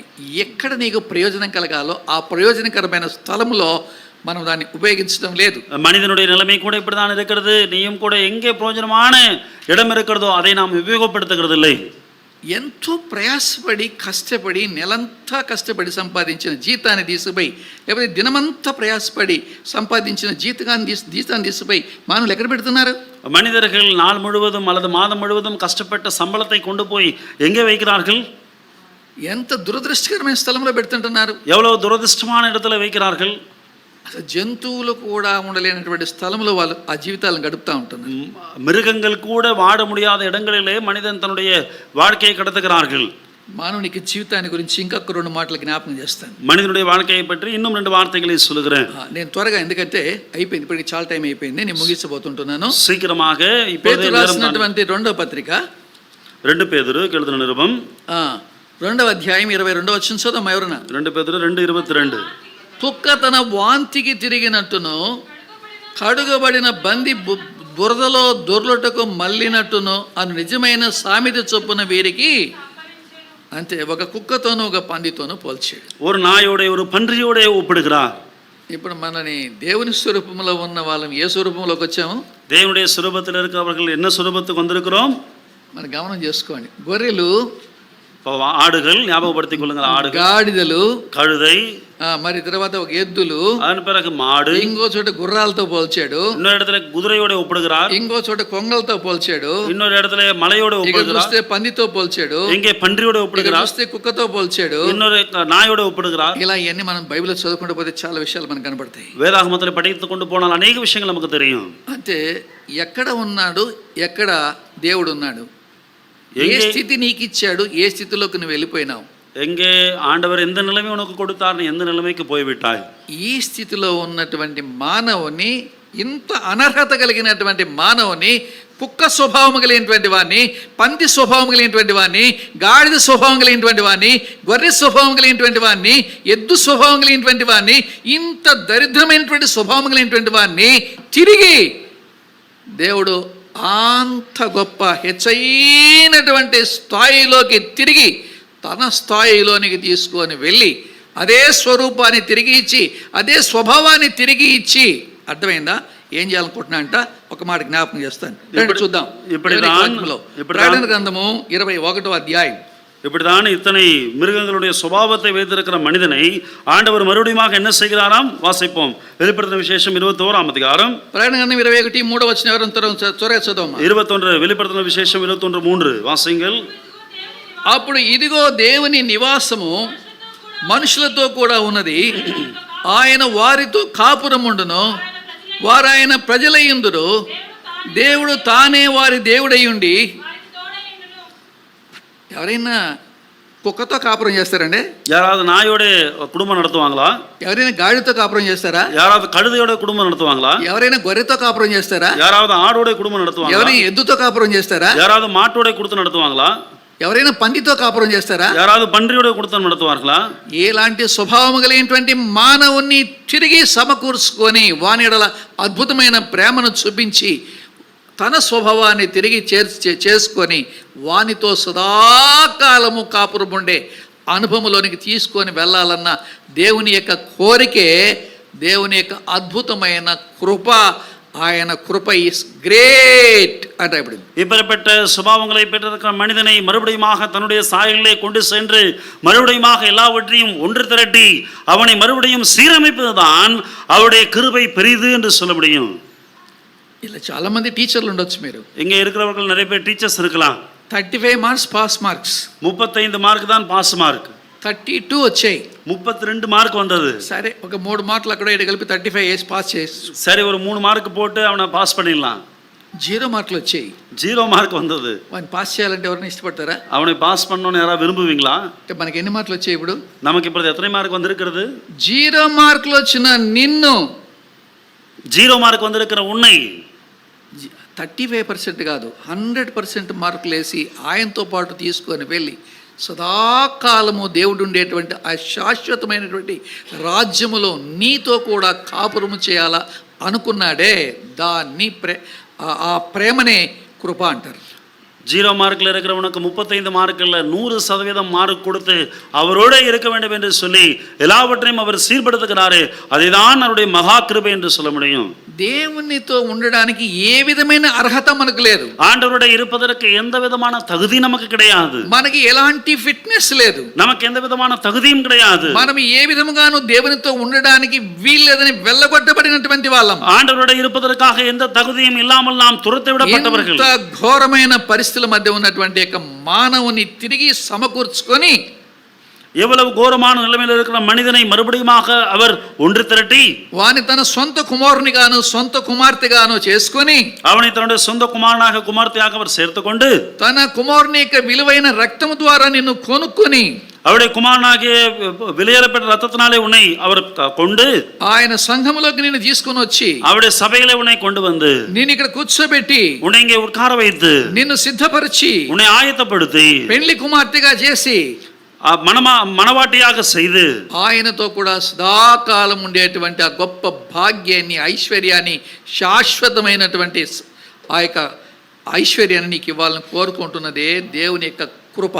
அவருடைய சதா காலங்களும் இருக்க வேண்டும் என்று சொல்லி அவருடைய ஐஸ்வர்யத்தை, அவருடைய பாக்கியத்தை உன்னோட இருக்க வேண்டும் என்று சொல்லி விரும்புகிறாரே, அதுதான் கிருபை.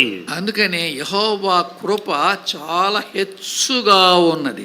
அதுதான் ஆண்டவருடைய கிருபை மிக பெரிதா இருக்கிறது.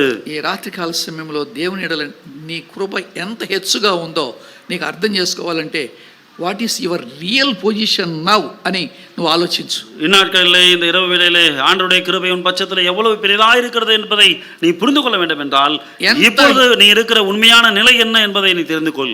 ఎంత హీనమైన స్థితిలో ఉన్నావో, எவ்வளவு கீழ்த்தனமான நிலைமையில் இருக்கிறாயோ, ఎంత దిగజారిన స్థితిలో ఉన్నావో, எவ்வளவு கீழே நீ விழப்பட்ட நிலைமையில் இருக்கிறாயோ, ఎంత పడిపోయిన స్థితిలో ఉన్నావో, எவ்வளவு விழுந்து போன நிலைமையில் இருக்கிறாயோ, ఎంత అసహ్యమైన స్థితిలో ఉన్నావో, எவ்வளவு அருவருக்கத்தக்க நிலைமையில் இருக்கிறாயோ, నిన్ను ఎంత మంది అసహించుకుంటున్నారో, உன்னை எத்தனை பேர் அருவருக்கிறார்களோ, నీ వంటి అస్సలు ఎవరికి ఇష్టం లేని వాళ్ళు ఎంతమంది ఉన్నారో, நீ என்றால் சுத்தமாய் பிடிக்காதவர்கள் எத்தனை பேர் అసలు నిన్ను இருக்கிறார்களோ, పట్టించుకోని వాళ్ళు నీ సొంత కుటుంబస్తులు కూడా ఉన్నారు. உன்னை பொருட்படுத்தாதவர்கள் உன் சொந்த குடும்பத்தாரே இருக்கிறார்கள். ఏ వేస్ట్ ఫెలో బాస్టర్డ్, నువ్వు బయటికి వెళ్ళిపోయి ఇంట్లో నుంచి అని ఇంటి నేను తల్లిదండ్రులే అంటున్నారు. டேய் உதவாக்கற, வீட்டை விட்டு ஓடிப்போன்னு சொல்லி உன்னை வீட்டில இருந்து துரத்தி விட உன் பெற்றோர்கள் இருக்கிறார்கள். కానీ దేవుడు నిన్ను పిలుస్తున్నాడు, ప్రేమతో పిలుస్తున్నాడు. ஆனால் ఆండவர் உன்னை అన్బోడు అழைக்கிறார். నీవెవ్వరికి పనికి రాకపోయినా ప్రాబ్లం లేదు, நீ யாருக்கும் உதவாமல் இருந்தாலும் சரி, నీ జీవితం సంపూర్ణంగా ఎవరికి ఉపయోగం లేకపోవచ్చు, உன்னுடைய வாழ்க்கை முற்றிலும் யாருக்கும் உபயோகம் இல்லாமல் இருக்கலாம், కానీ నాకు పనికి వస్తావు.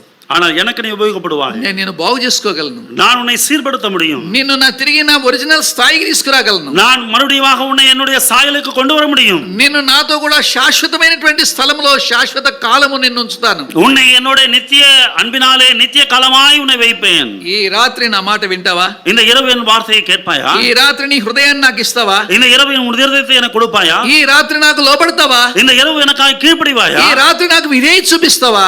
இந்த இரவு வேளையிலே எனக்காக உண்மையை காட்டுவாயா? ఇప్పుడు కూడా నువ్వు పోస్ట్ పోన్ చేసుకుని వెళ్ళిపోతావా? இப்பொழுதும் நீ நேரத்தை கடத்தி விட்டு போவாயா? నీ హృదయాన్ని నాకి, உன் இதயத்தை எனக்கு தா. నీ హృదయాన్ని నేను బాగు చేస్తాను. உன் இதயத்தை நான் சீர்படுத்துவேன். ఇదిగో కల్వరి శిల మీద నీ కొరకే కార్చిన అమూల్యమైన ప్రశస్తమైన రక్తములో నేను నిన్ను కడుగుతాను. சிலுவையிலே நான் சிந்தின விலையேறப்பெற்ற ரத்தத்தினாலே உன்னை நான் கழுவுவேன். నిన్ను శుద్ధి చేస్తాను. உன்னை சுத்தப்படுத்துவேன். నీ స్వభావాన్ని మారుస్తాను. உன் சுபாவத்தை மாற்றுவேன். నీ స్వరూపాన్ని మారుస్తాను. உன்னுடைய సూழ்நிலைகளை மாற்றுவேன். నిన్ను అందమైన వానిగా చేస్తాను. உன்னை అழகாనవనాக்குவேன். నాకు ఇష్టమైన వానిగా చేసుకుంటాను. எனக்கு విరుపములవనాకువేన్. ఎంత అద్భుతమైన ప్రేమతో ఈ రాత్రి దేవుడు నిన్ను పిలుస్తూ ఉంటే నీవు ఇంకా వెళ్ళిపోతావా? எவ்வளவு அற்புதமான அன்பினாலே இந்த இரவு வேளையில் ஆண்டவர் உன்னை அழைக்கும் போது நீ அதை கீழ்ப்படியாமல் போவாயா? వెళ్ళిపోవద్దని ప్రేమతో దేవుడు నీకు మనవి చేస్తా ఉన్నాడు. அப்படியாக போக வேண்டாம் என்று சொல்லி అன்பోடு దేవుడు உன்னை அழைக்கிறான். ఇదే దేవుని కృప. இதுதான் தேவனுடைய கிருபை. ఈ కృప నీ ఎడల హెచ్చుగా ఉంటే, దేవుడు నిజంగా నన్ను పిలుస్తున్నాడు అనుకుంటే, దేవుని యొక్క వాక్యానికి ఈ రాత్రి నువ్వు స్పందించాలని ప్రేమతో నీకు మనవి చేస్తున్నాం. இந்த கிருபை உன்னிடத்திலே பெரிதாக இருக்கும் என்று சொன்னால், அது உன்னிலே வேலை செய்திருக்கிறது என்று சொன்னால், இந்த கிருபையை நீ உபயோகப்படுத்திக் கொள் என்பதுதான் இந்த விரைவேளையில நான் உங்களுக்கு சொல்லுகிற காரியம். దేవుడి వాక్యం దీవించును గాక. ஆண்டவர் இந்த வார்த்தையில் ஆசீர்వదిப்பாராக. మిగతా విషయాలు ప్రభు చిత్తమైతే ఆ